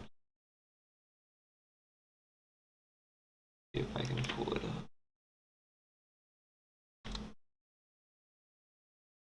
Yeah, this one. Find this video. This is the one you want. Watch it. Finish. Great. Yeah, check that out. They're very simple. The first one, the way I recommend to do these too, because everyone, time is always a thing. So what I recommend is literally just doing 3 of each. There's only 5 of them. It should only take like 3 minutes. You even if you get good at them, like it can take like a minute, But the point of it is really just getting your sort of just training your spine and your whole back system. I feels like. But yeah, the first one you literally just spin clockwise. I like to face the north too. Hey man. Hey man, how long ago did I tap out there? I don't know, a couple minutes. It's cool. I was just explaining the 5 rates again. Good stuff, man. Yeah. Well, I was see. attributing the posture because I've been doing them for quite a while, and that really helped all of that, as well as running too. Yeah, man. The way you keep a presence and an awareness on it, it gives me something to work towards. I know That's cool. it must get easier. You know what I'm saying? The more you practice and do it, it's just something that becomes part of your nature. And I don't know. I mean, it's good. It's so It hard. might be something, and it might be based. I see that with your Sharon. It could be something that you've damaged yourself in the past for not taking that part of life seriously. And it might be something that's deep in your energy now, because I mean you've got it reflecting right through into your first house area right there too, with Uranus and change. So you want to make that change right in your Yeah. cardinal area. You're in cardinal. That cardinal first house is cardinal energy. That's diurnal. So that's your incarnate vehicle. That's your physical action, your physical manifestation point. So you're trying to actually, I mean, it shows change right there directly in it. So that's cool. Nice. And you got a Saturn ascendant, man. So in Libra, exalting, that might even be 0 degrees. You might be on the spoke. And if you think about what a spoke is, those are the people that are allowed to speak. As far as I'm concerned, they're sitting on the spoke. Nice. And yeah, man, because you're sitting on the 0 degree. You're on that black sun separation. Can I speak? Yes, Oh. please do. No, I remember, Barry, you were at, on the wooden chair on the lodestone, the Black Sun King. That's when you cut out, I think. Thanks. Which is now 5 minutes ago, but. Nice, good call. All right. Thank you, brother. It took me a while to come back. I was behind with the YouTube. Go ahead, buddy. All good, thanks. Yeah, it's going great. Thank you, though. But yeah, that it just shows the posture, on the lodestone position. I mean, these people knew what they were doing. If you look at some of those Egyptian statues that are uncovered by sand, it looks like some of these pharaohs are sitting on what look like washer machines to me, and they have perfect posture. I mean, what is this showing us? It's showing us posture positions. Like, this matters. It's not like they're slouched over. I mean, they could have designed those things in any way possible. Yeah. It's not a coincidence, folks.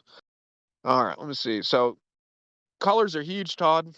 Really big. So another big thing. Let's look at so there's the triplicities and there's the how do we say this? Quadruplicities. There we go. Sounds good, yeah. So the aspects of 4. So the quadruplicities are the cardinal, the fixed, and the mutable. And these in themselves each have 4 aspects. That's why, but there's only 3 of them. So of course we've got cardinal fire, cardinal water, followed by cardinal air, then cardinal earth, which is going to be Aries, Cancer, Libra, Capricorn.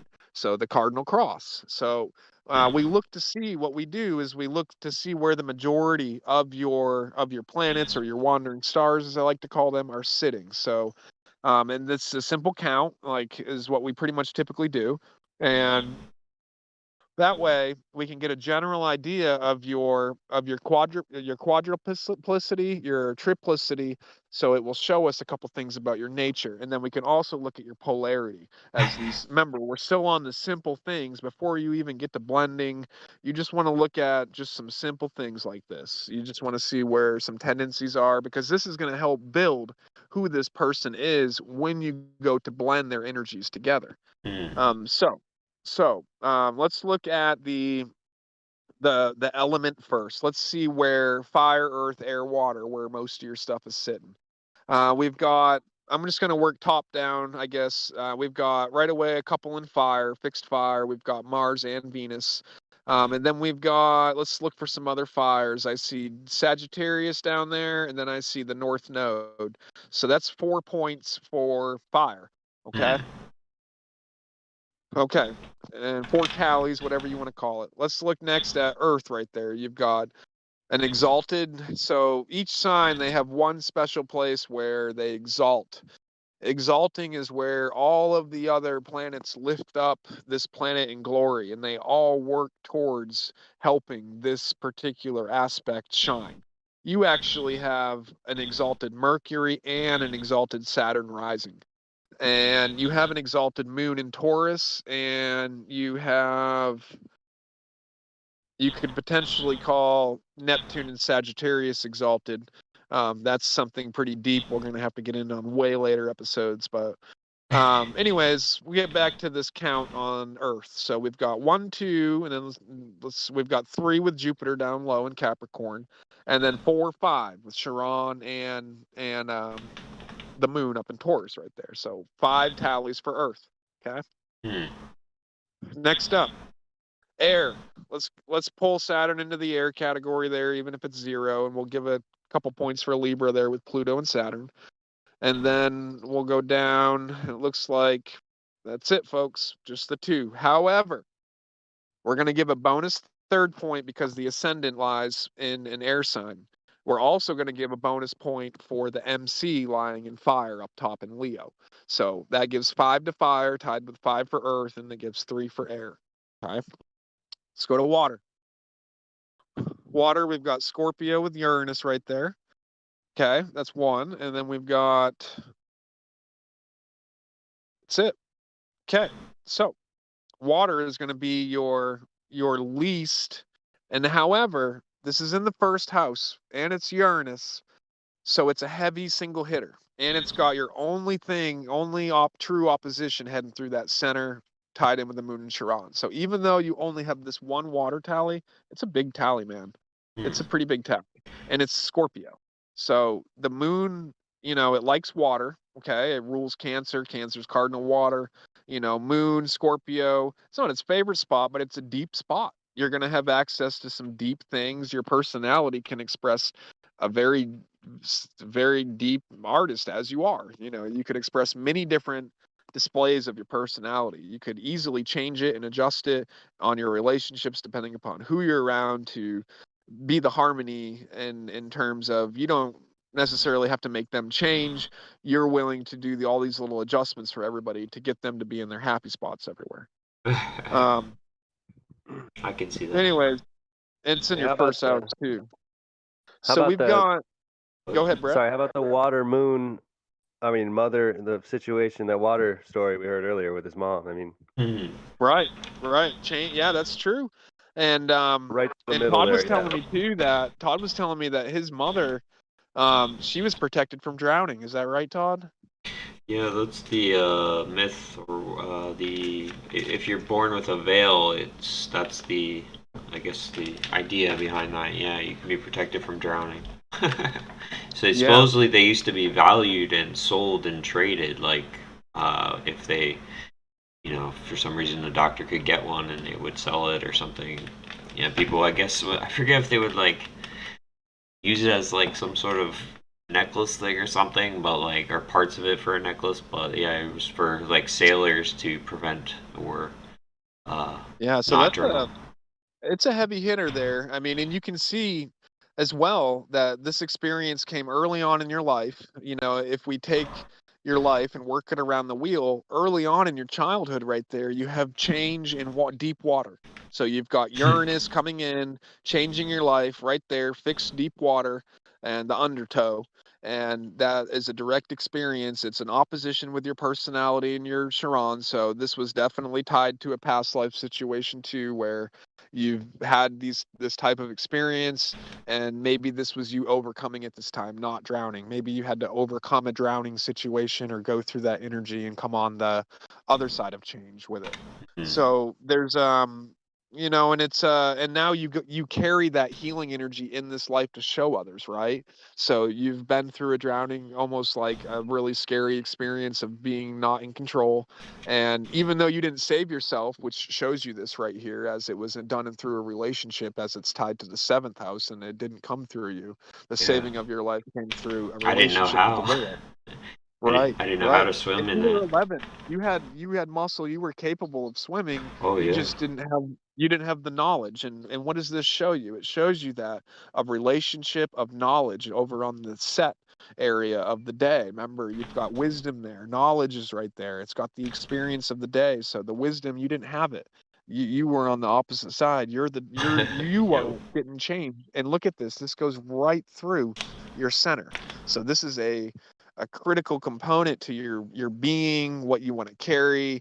This shaped you. That experience right there could have taken you from like a cocky nature to a humble nature. You just this could have changed you in a huge way. That it was a core rewiring right there is what it looks like. Mm. um yeah, man. So it's just hard to tell, really, the deep specifics in astrology, but we can definitely see a lot with astrology. And deep specifics are something you can do. You just need to use different types of astrology, and something like Hooray astrology, when a question is asked. That's why a lot of people on natal readings, my position is to go like with this kind of style. It's more of a directing and an exposing of what's in the chart. And a Hooray astrology is when somebody has specific questions about their life. So, hey, I met this guy. I don't know if this is the right move right now, if this part of my life, if I need this, or if I should, and I'm missing out, or hey, should I take this job? Like when we have specific questions, we're going to pull up charts of the time. We're going to see when the question was asked. We're going to see when the event is. We're going to compare things. We're going to look at the natal. So a lot of things come into play. And that's a big reason for getting KP involved later. She's down. Like she's just awesome with blending and synastry, and it's Nice. I'm honestly, I don't have a ton of practice in that area. Not that I couldn't or I'm not capable. She just kills it, man. And it's good to hear somebody that kills it. Just let them speak. Yep. Um, so we've got so this shows right here, water's on the low side, yet a powerful, it shows balance to me. I see that even though the tally might be low on water, it goes to the center. It's got a powerful life foundation event with it. It's your consciousness, Uranus, it's in that first house. It's tied to your physical body. It's gonna directly affect your cardinal, your daily physical activities of man, and your duty, because Saturn's right there too in Libra, which means it's going to hone in your cardinal air and that high mind. So it's a very powerful element. But it looks like we've got a main fire earth situation, and fire and earth butt heads. These are pretty much a positive and a negative, and it's really a balancing and a harmony between each other. These are 90-degree angles from each other typically. We go pretty much fire earth, I mean, right away. So they're separated. It shows you we've got Aries and Taurus, and we've got a very much beginning energy. So a foundation, a leader energy. Fire, that represents pretty much change, the ability to change. We've got pretty much the vitality, the life force, the energy. You probably don't run out of energy too often. We've got we've got the ability to dig down, though, that stubbornness and what's right and what's true.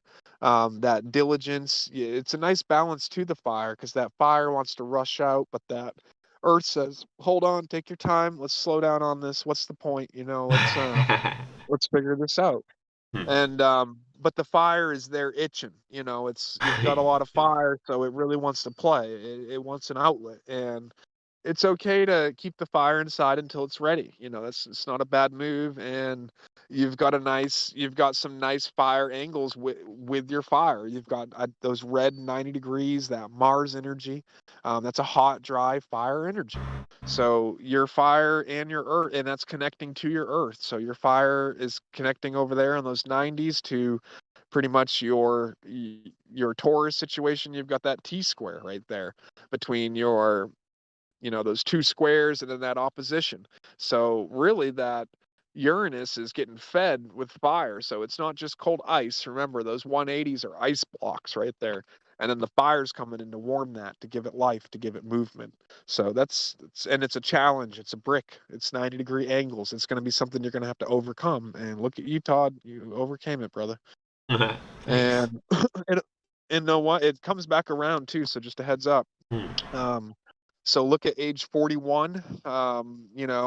Every Saturn return is about 30 years, and so you end up going through another revolution of your circuit here. You build another spinal column layer, another circle. And so at about age 41, you're going to go through you could have a similar type of water event or something to do with deep emotional energy that causes a change in life. Just look for that to reappear in a different way or a different light around a similar age, and give it a couple years on either side. Yeah. It's just a window that's coming. And you're, what, 35, so you're coming up on it there. So Hmm. yeah, man, it's in the mix coming up in the cards. I've got Uranus deep into my shit right now. It's going through all of my planets. 3 years ago, I got an astrology reading, and this awesome guy named Daniel Martins, and he's like, dude, Uranus is for the next 7 years going to be going through every single one of your inner planets, like wreaking havoc, flipping over tables, and restructuring things. I'm like, whew. Sounds great. I just met Amy at the time, so I was kind of nervous, about that because it's going right through my Venus seventh house. Mars is there, Sun is there. That's a time of change. Anytime Uranus is crossing your Sun path, and that's your life force path. So I mean, you've got a lot of. You just want to be on your P's and Q's, doing good, being moral. Just accepting change, going with the flow. Don't try to be stagnant and force yourself to stay and do this or that because you're stubborn. It's a time of change, so it's a time of flow. Yeah. Anytime Uranus is interacting with our situation. Hmm. So, and then let's look at the triplicity real quick here. So, we'll start at the top again. Well, let's start with Cardinal. Let's see how many things you got in Cardinal signs. We've got Libra gets 2 points right there off the bat for Saturn and Pluto, and the ascendant, so 3 points. And then we've got a 4th point for Capricorn, a 5th point for the North Node, so 5 for Cardinal. And then fixed, we've got 1 for Uranus and Scorpio, and then we've got 3, 4 for the Taurus, 5, 6 for Leo. So we've got really 7 because the MC's there too. So fixed is huge. And then we've got mutable, Virgo right there's got a couple Sun and Mercury, a strong Mercury right there too. So two there. And then we've got 3 for Sag, and then we've got, that's it. So 7, 5, 3. Yep. Yeah, something like that. 7, 5, 3.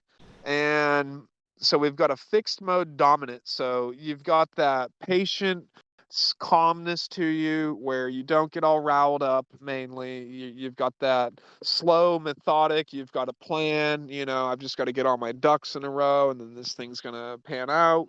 And a lot of this energy is balanced too because you've got a couple happening in Taurus over there. So it's on your seen and unseen, your left and your right, your inner and your outer.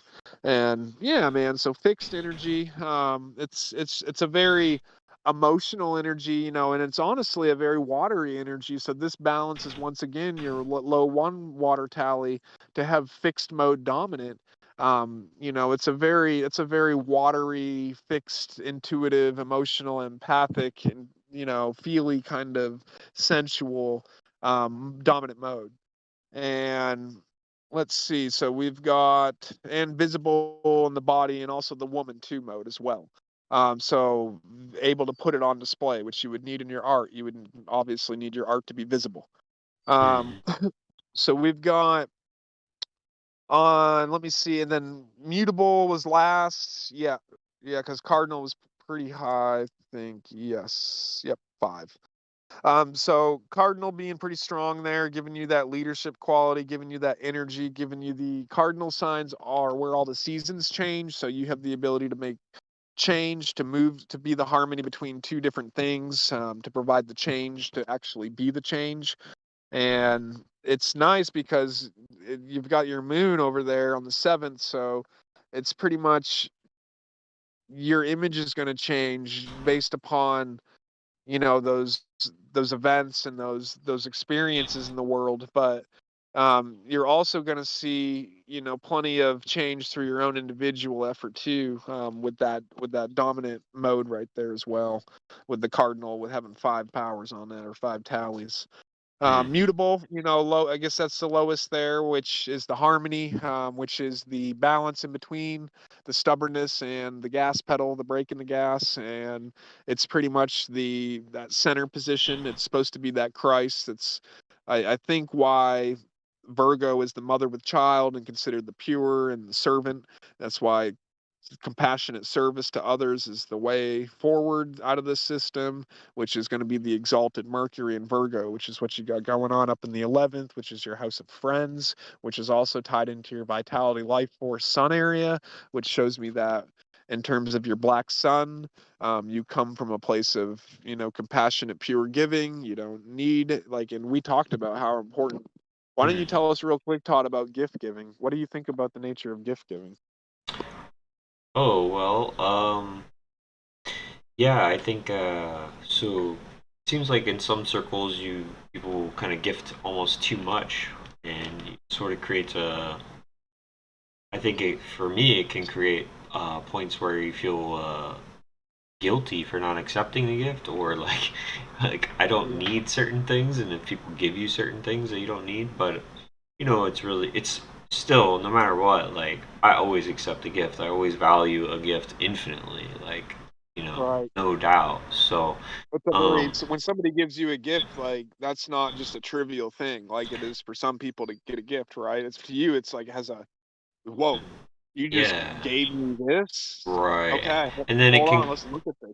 right, and it can come with strings attached sometimes. I think because people may expect a gift in return, and Right, maybe that's just not in the stars. right, But yeah, I don't know. It's I think giving gifts is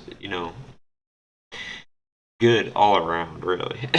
But yeah, I think when we absolutely. get to like especially like the holidays and the gift giving, it seems so staged too, which is a little frustrating. But Right, right.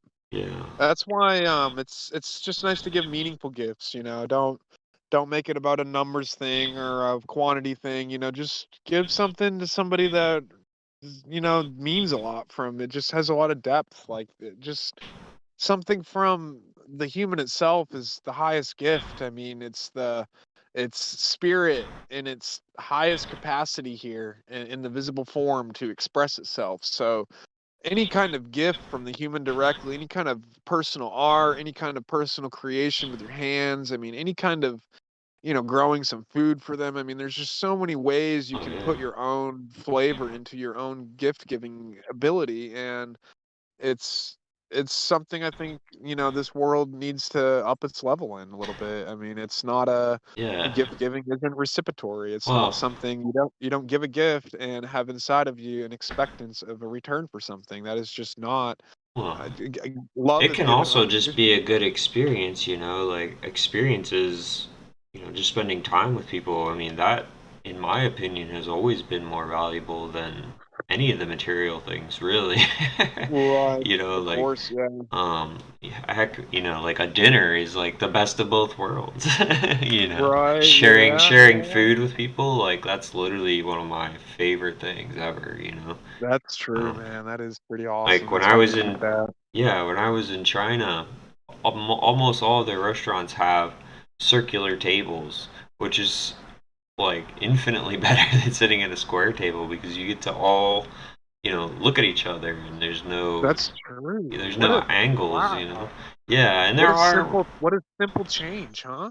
Oh yeah, and there are restaurants. I know one in Ohio. They have those, and they put all the food in the center, and people share it. And it's a whatever the lazy Susan I think we call it, but like it rotates, and Yeah, they you order turn, for the yeah. table, and just that experience to me is like infinitely valuable. Not only do you get a great experience, but that's like you can talk about it later. You can make open doors. Make connections. There's like always so many things, and that's really high level gift giving.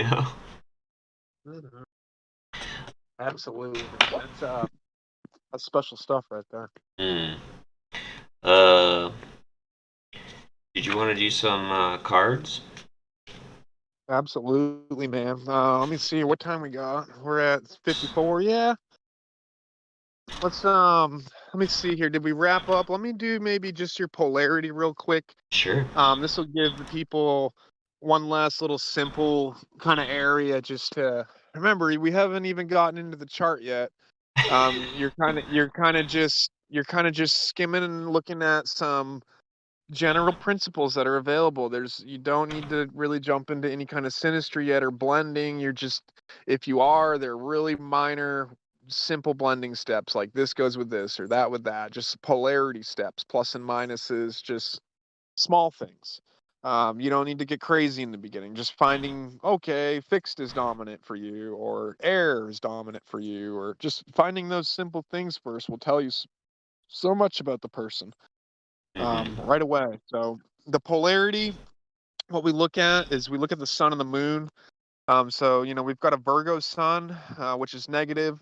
We've got a Taurus moon, which is negative. So negative things in themselves absorb light. So Todd, you get a lot of inspiration, a lot of imagination.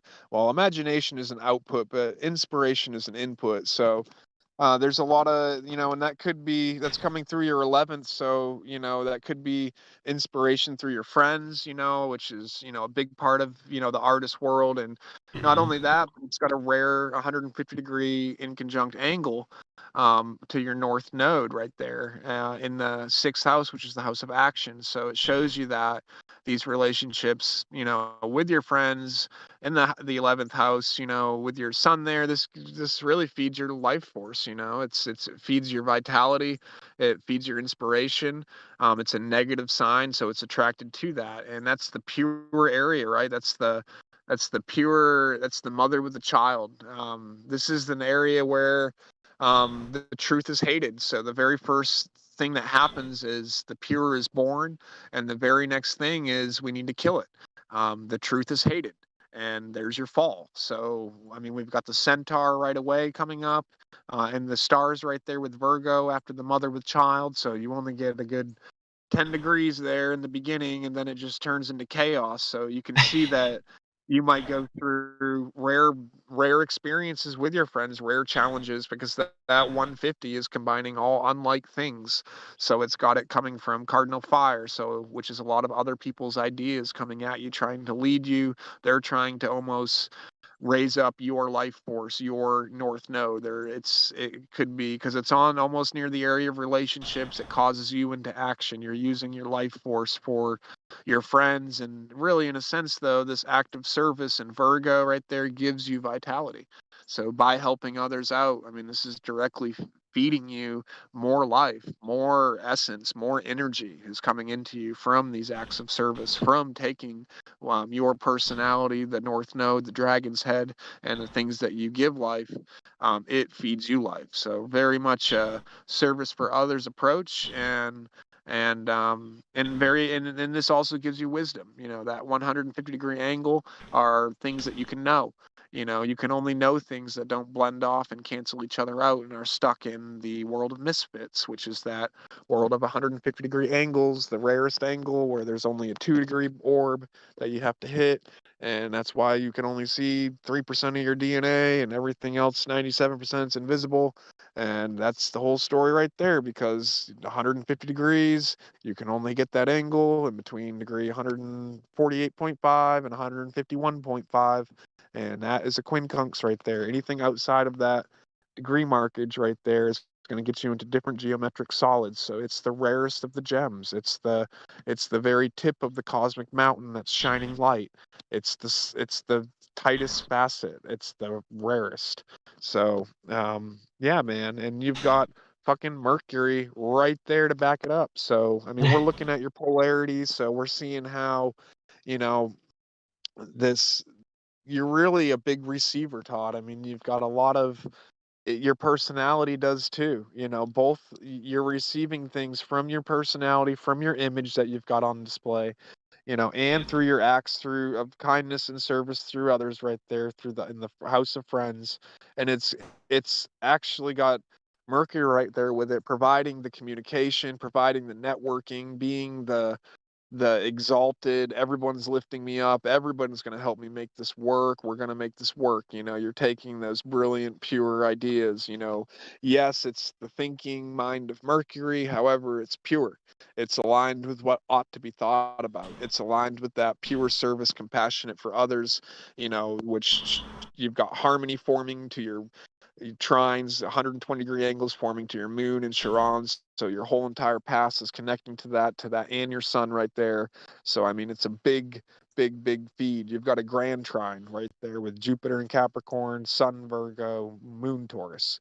Which is an exalted moon in your grand Earth trine. So you have a very clean, pure earth, dig down, I'm staying right in this truth energy and I'm not going to let it go. I'm teaching these little children the truth. I'm not giving you the reins. I'm never going to let a middleman in my pureness. I'm always, because that's what pureness is being responsible for yourself and teaching this to others and showing them that, look, this is how I do art, but I'm gonna help maybe give you some steps, and you're gonna find your own art within you. Pretty much, it's what we all do. Yep. Yeah, Todd. So Thank you. polarity, triplicities, quadruplicities. Just looking for the general element. And before, if people weren't listening last episode, we looked above and below the horizon. We looked left and right of the meridian. And then we looked overall in general on the circle if everything's stacked in a certain area. And we also looked at the quadrants, the seasons. So just take your time, to even really, this is mainly for your own birth chart. If you're giving somebody a reading, you're probably not going to spend 4 hours skimming over their chart real quick. So just offer up some big home runs, look for some obvious things to talk about that you can show them. Look, you've got 8 things in air. Let's just talk about what air is for a little bit. And just by explaining to people the basic symbology of the elements where they have a lot of shit in, it'll explain a lot of things for them. Oh, okay. Oh, that explains why I don't have any, Teeth. compassion for people and I'm a narcissist. Yeah, I have no water in my chart, or who knows, just some kind of just there's things that you don't need to tell them they're the narcissist or they're this or that or anything. You can just show them what the things are and then let them fill in kind of what they are. Let them say, oh yeah, that would show me this for sure. Okay, that would give me somebody with a lot of cardinal energy with all their shit in cardinal signs. I mean, this person's going to have natural leader tendencies. They're going to just steam past things that they probably should slow down and take a look at. They're go, go, go. They're change. They're all about constant like shifting from this to this. And this is why we're going to do it. And I'm going to lead this. And, very very pushy, where, fixed would be the opposite. Very slowed down, very reserved, very let's study this and what have you. But yeah, let's do some cards, Todd. You go ahead. I gotta get some water here. 1 sec, okay? Sure. Alright, everybody. Today we're gonna do the Mayan Oracle. Switch the camera. Boom. Alright. So the Mayans, I guess, whoever they were, had a system of 20 days and 13 tones. And this book, well, the cards in the book, it's pretty good. I've always enjoyed it. I really think this is where the Zodiac stuff maybe came from, or similar time period of making, but it's really great. So I'm just gonna do one card and then we'll read about it. Where did the Mayans go, Todd? Probably just a different space. Remember Tomorrowland. we talked about it this weekend. Maybe Tomorrowland. we were all in the same space and we just fell down, and they're still in their Yeah. space, and we're the Right. ones that left. Yeah, we forgot. We forgot Japan? to. Yeah, maybe. I think Japan's just their culture is very fascinating. It seems to be really far ahead, especially how much I've- spirituality they put in everything.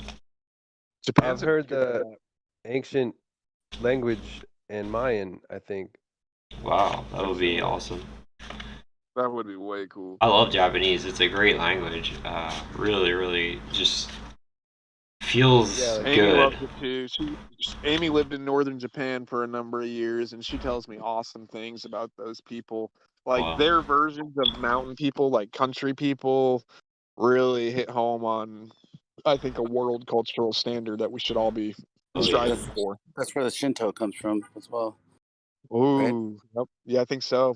Yeah. So and then it's interesting. Japan, the old name for it was Wa, right? WA. Ooh. And what it Oh. meant was little people, like magic little people, like dwarves. You know, like And it's like, dwarfs has WA in it in yes, dwarf. yeah, exactly. It's like, and what it refers to as like pygmy. And if you remember in the Hyperborean split up top, Yeah, it's there's a almost, pygmy island or the exactly, pygmy continent. and it's almost like those Yeah. islands kind of drifted down. You know, and Japan is one of them. Wow. That's cool. That's cool. That Yeah. makes Well, sense. that's a good backstory on these cards. Now we got them freaking. I've been trying to go awesome. to Japan for a long time, and I am going to go to Japan, just so you all know. Anyway, That's all. all right, we All got right. Chikan. Chick-chan. All right. Cheek.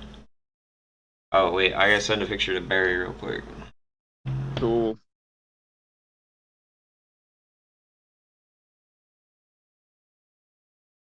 All right. Let's see. Chicken. All right, I'm gonna read the just the keywords first.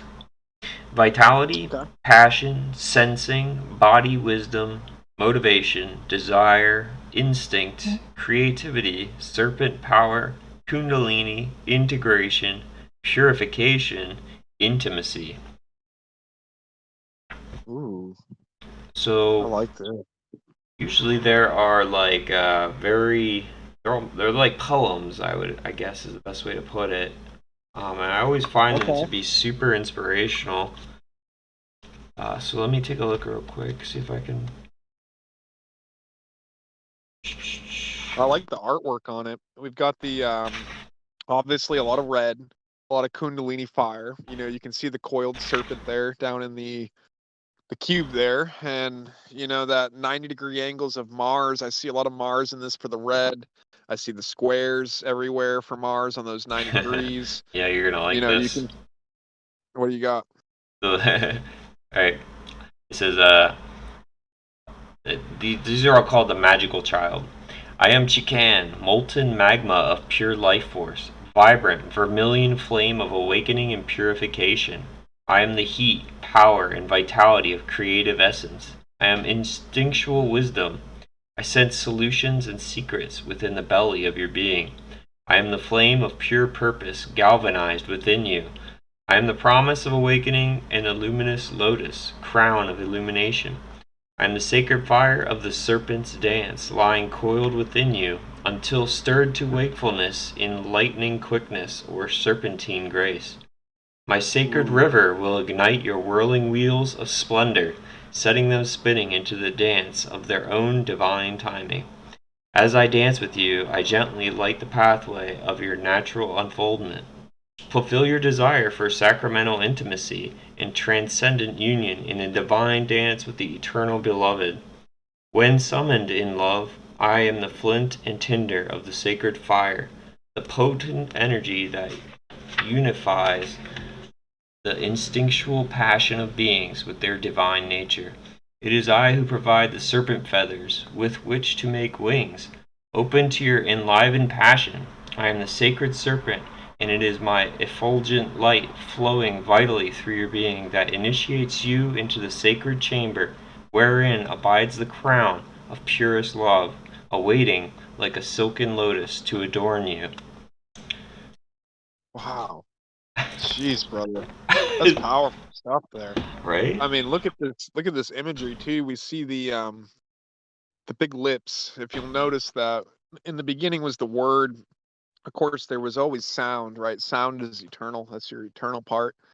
But in the logos, everything started with the word. So Mars as, Aries as that cardinal fire, as that Kundalini energy of potential. I mean, remember, it's not good or bad. It's potential, and it can be anything. And that's just like the words that come out of your mouth. They're coming from this unseen Kundalini. It's the spark, it's the word of life. That inner word inside of you is that Kundalini fire, that true, that intuitive flame in there that sits, and it just builds, and it's always absorbing everything and light from around itself. And it's this flame that constantly is upgrading itself with more and more information as it ever lights the way path forward.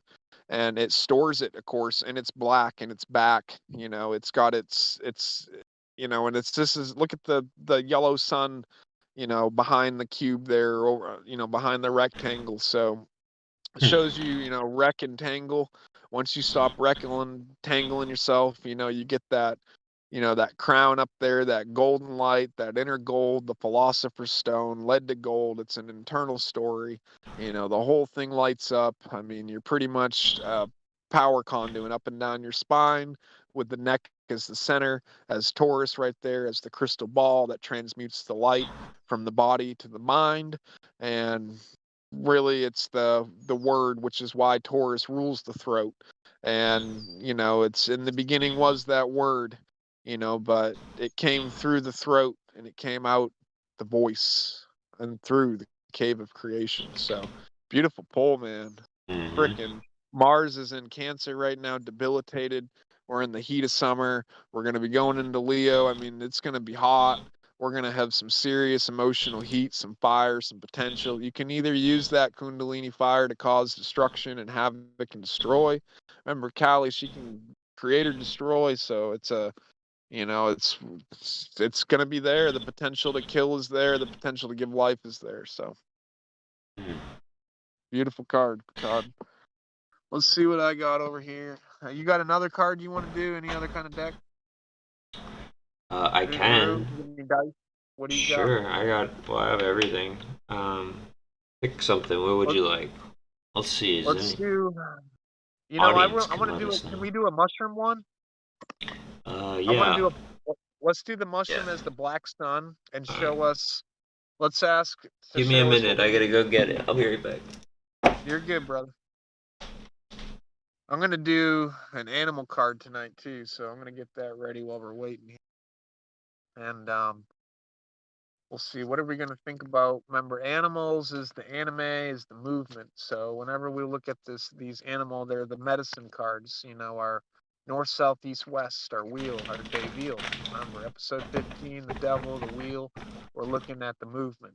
We're looking at which one of these degrees should we pick to move out to step. What's the point? Where are we going to go? Are we going to move this way, that way? We need to set our destination. And before you can move, you need to have a destination, or you're just wandering, and all roads lead to Rome. ROAM. So have a destination. It's pretty much destiny 8, the shun. So gold dust, right? Capricorn, gold dust woman, and the knee for Capricorn. So just climb the damn mountain. All right, let's see here. We've got Pull from the center and see what comes out. What are you doing? Ooh, I'm pulling a animal card in between while we were waiting. Sweet. A medicine card. I got the hummingbird 44. No way. Woo! I just Yeah, saw I one. love That's amazing. I love the hummingbird, man. I'm gonna take a shot here, and I was just talking. Who was I just talking with the hummingbird about? Somebody. It was a divine conversation. So the hummingbird is very special. It moves in straight lines, and this person inspired this in me. It's a very masculine energy. It's the only creature that can pretty much just operate on 180s and 90 degrees, and it pretty much teleports from point A to B, and it can hover on a point and a node. It doesn't need movement. It's like the only thing that can sit there and hover. So just what does this card show us? I mean, good Lord, it shows you that even non-movement is movement. Like that's a choice. Like not choosing is choosing. So I mean, and what happens when we do that? It's almost like we go up. We didn't choose any north, south, east, or west. We didn't choose any snake that eats her tail. We chose the quintessence. We chose the pyramid. We chose that which is above. The Charon, the K on top of the perfection of the circle. Our K is above. K is make any K sound. It's all going to go to the top of the roof of your cave of creation. So if you want to go to the top of the cosmic cave of creation, you're going to find Charon, which is the cherry on top. Charon, it's the freaking little red dot right at the top of it's the cherry. It's the very first thing you eat. It's the very first thing everything sees coming in this system. It's your moral body, so it doesn't have to move. You know, you can show in that body that you've chosen movement beyond the snake that eats its tail. You've chosen to grow, to ascend, to actually get real extension, to come up out of the 2D plane into a third dimension. And it's it's who the fuck knows what kind of shit we're in, man. It's 44 too. That's the Yeah. 11 times 4. You know, we've got the quadruplicity of the 4, which is pretty much the elements under the aspect of the 11. So right after 43, the invisible technium. So we've got that stillness right there, and you got a nice feather spread right there, the black and the white feather coming down. It's showing you the monad and 1 in the center, and then you've got the red and the blues off on the left and the rights, which is your Jupiter Saturn matrix of form right there. And then you've got the hummingbird coming in. It's full of color, and it's milking off the white flower. It's showing you that the white flower itself contains all color, and then it itself, by eating all of the color, it can display all of the color because it absorbs from its sine wave, from its external world, the pure white, and then that gives it within inside of itself the ability to create anything it wants. It has the option of all color because it's feeding on the white on the soma of the moon, all Nice. within the field of the sun as it sits in the yellow in the circle. So Nice. yeah, man. All You right. got a mushroom card? Yeah. So we've got. Yeah, I love the mushroom. All right. Last time we got the bleeding mushroom that one time. Yeah. Camera. All right. Let's see. We got witch's butter. Ooh, man. Sounds like someone's butt hurt. That's awesome. Witch's butt hurt. Awesome. Love it. She might be a little butt hurt, dude. If you think of the false, the false movements, like, I don't know. I mean, I guess none of them are really false, but in a sense they all are too. But I mean, it's like it's that false woke, that fake awake. I mean, everybody knows what awake is. I mean, that's part of the funeral process right there. I mean, you don't want to be doing that shit. I mean, you're already woke. You don't mean going down that. So we got the witches. Yeah, hold on. Butter. I'm trying to find the page here. It's got 3. So the name is called Tremella mesenterica. Mesenterica. Wait, Tremella. Yeah. Tremella. There Tremella it is. mesenterica. Am I saying that right? Mesenterica. Mesenterica. Yeah, Tremella mesenterica. That's Reminds me of America a little bit right there too. That's Oh, neat. here we go. So witch's butter, Tremella mesenterica. Regeneration, fertility, and flexibility, the divine feminine. Witch's butter is a common and edible jelly fungus that grows a gelatinous body during rainy weather. This will dry out into a thin film only to revive and regain its plumpness after another rainy period. Witch's butter has a strong connection to the power of female sorcery and the divine feminine. Its ability to survive periods of drought and self-resuscitate speaks to cycles of rest and activity, of of birth and rebirth. It might be worth looking into the element of water as well, and considering what areas in your life could use more or less of this element and everything it stands for emotionally, intuition, transformation, femininity, etc. Witch's butter's soft, moist, and flexible body combined with its stubborn vitality echo themes of female sexuality, fertility, and strength. Women are both soft and strong, flexible but determined. This remarkable fungus encourages us to stand up to our challenges in a way that is versatile and pliant without giving up our ground, like the fable of the oak and the willow, wherein the former tree, for all its size and might, was felled by a violent gale because he refused to bend, while the smaller, less solid willow survived because of her graceful flexibility.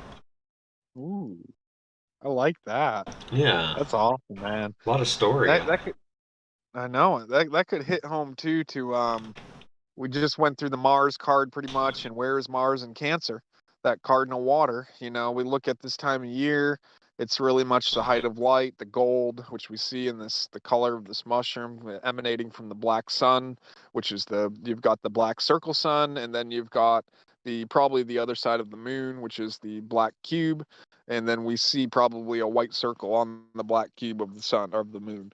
And who knows? I mean, I'm telling you, people, we could sit here all day and come up with what this system is, and in the end, it's going to be something that none of us ever fathomed, and it's going to blow us away. Yeah, probably. I mean, that's just Surprise! like what did we get to this weekend, Todd? We said, why can't we just keep it a mystery? I mean, seriously, what is wrong with allowing it to be a mystery? I mean, it keeps you humble, it keeps you always learning and growing, and Yeah. it gives you a father of perfection all the time and a mother of constant, eternal divine love. I mean, the divine feminine is what we're sitting in right now. This is a time where you should be soaking in the experience. You should be trying to get as many sensual things in you as you can because this is the time when we learn from our environment, from the sense, from the sine wave around us, the gold. Everything that comes in this system is gold. Everything that you see is gold. All of it. The whole thing is gold. It's all the entire thing. Silver and gold. And the gold pretty much wears the silver. Silver's what you see, but itself is the gold. It reflects off the silver.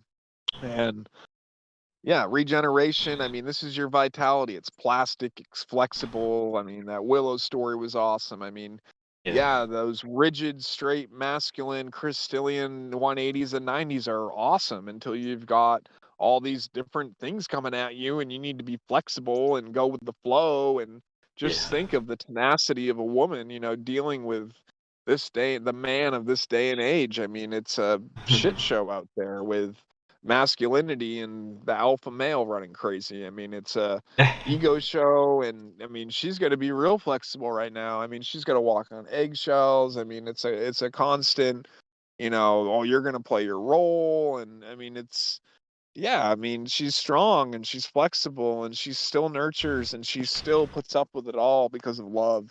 And she doesn't need a logos or a reason. This is why you don't need to shove the truth down their throat and tell them they're wrong because of this and that and they're so dumb. And it's just not their nature. It's not how it works. It's not saying women are stupid or not smart.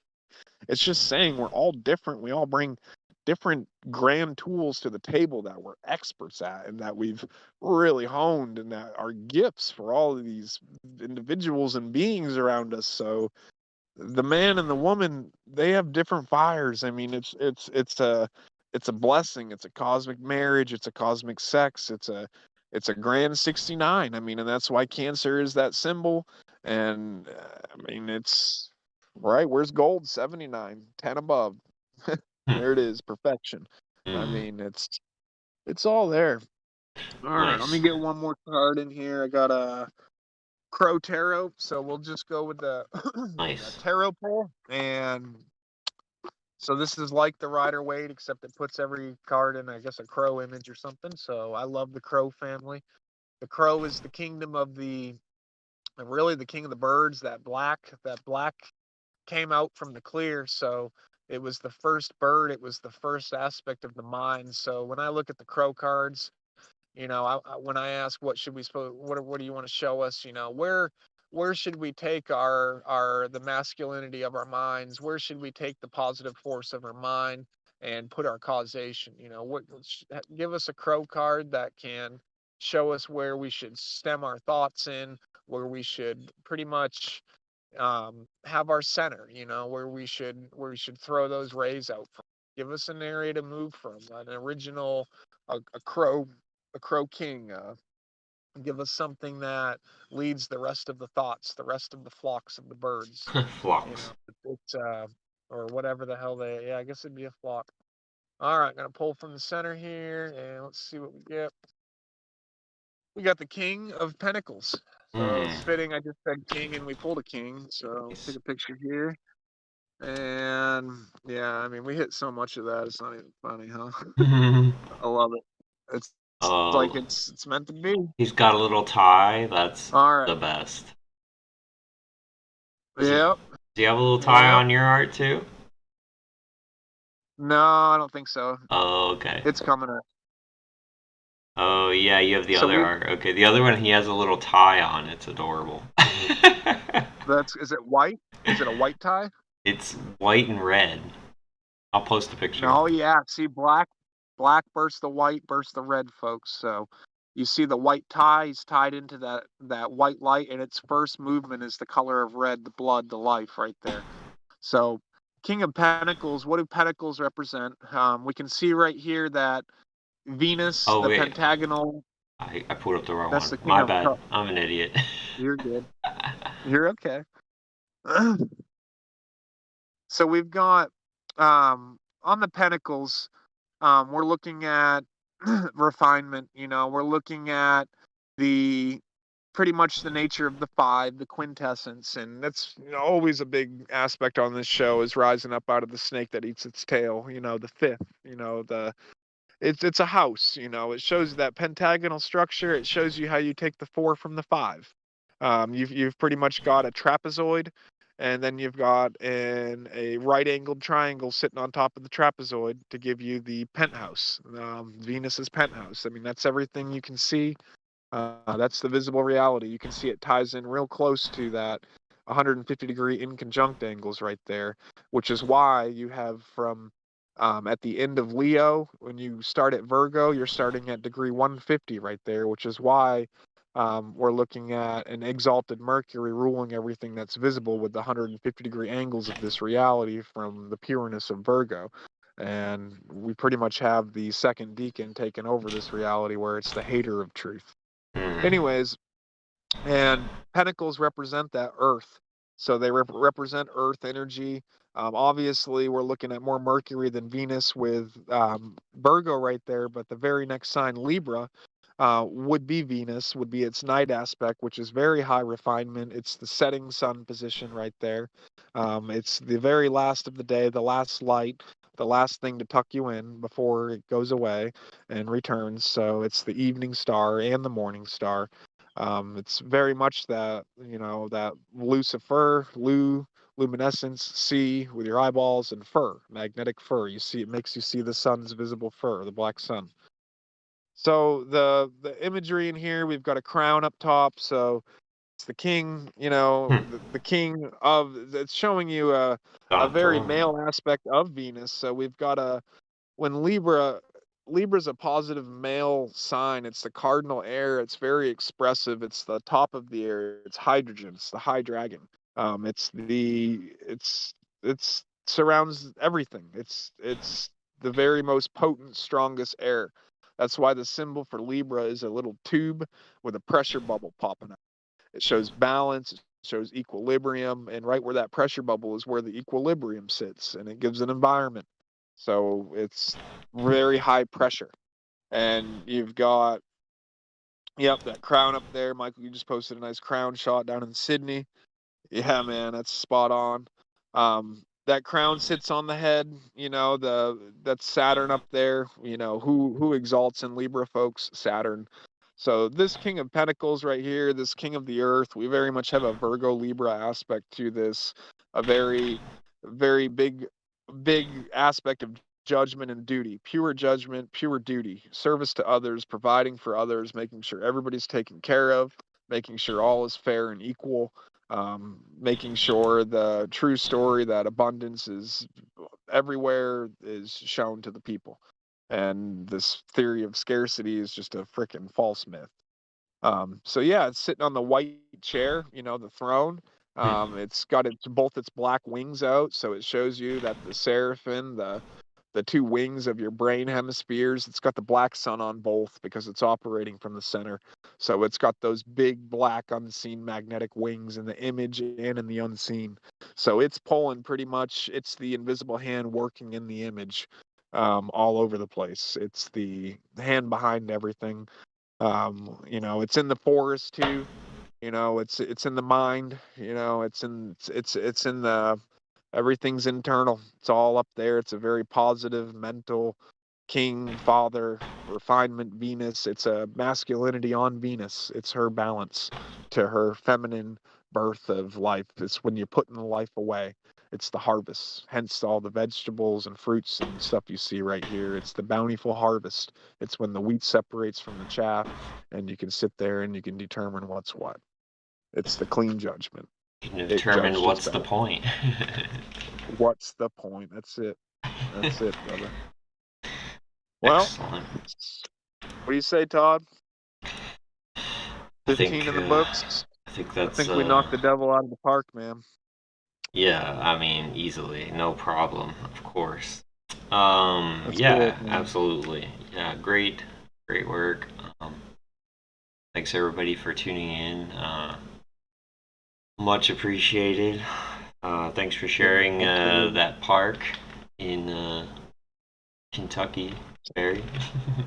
Yeah, man. It was my pleasure, and make it happen again here at some point too. It's fun. Episode 16 next week. Maybe we'll break down there's a lot of old imagery with the aspects of the true sun, of our true luminescent sun, with 16 rays, two aspects of 8, with a tied 17 in the center, which is the 1-7, which is the 1-7. So it might be a cool episode to look at some deep symbolism with the 16 and see what we can get out of that. The 1-6, the 1-sex, which is also going to be the V1, the V King. The V is the 6 and the We Kings. So it could be cool. We can make it fun. I'm sure, yeah. Yeah, man. Absolutely. Well, yeah, appreciate everybody. Appreciate you, Todd, and you have a great week coming up. And yeah, you we'll too. shoot for next Sunday. I'm going to be down in Florida, so I'll join y'all from there. And Okay. I think we got the 25th. We'll be taking off, which I think, Todd, you got some stuff going on, which might be like 3 Sundays out. So just a heads up there. Yeah. Like, share, comment, and we'll get some people on.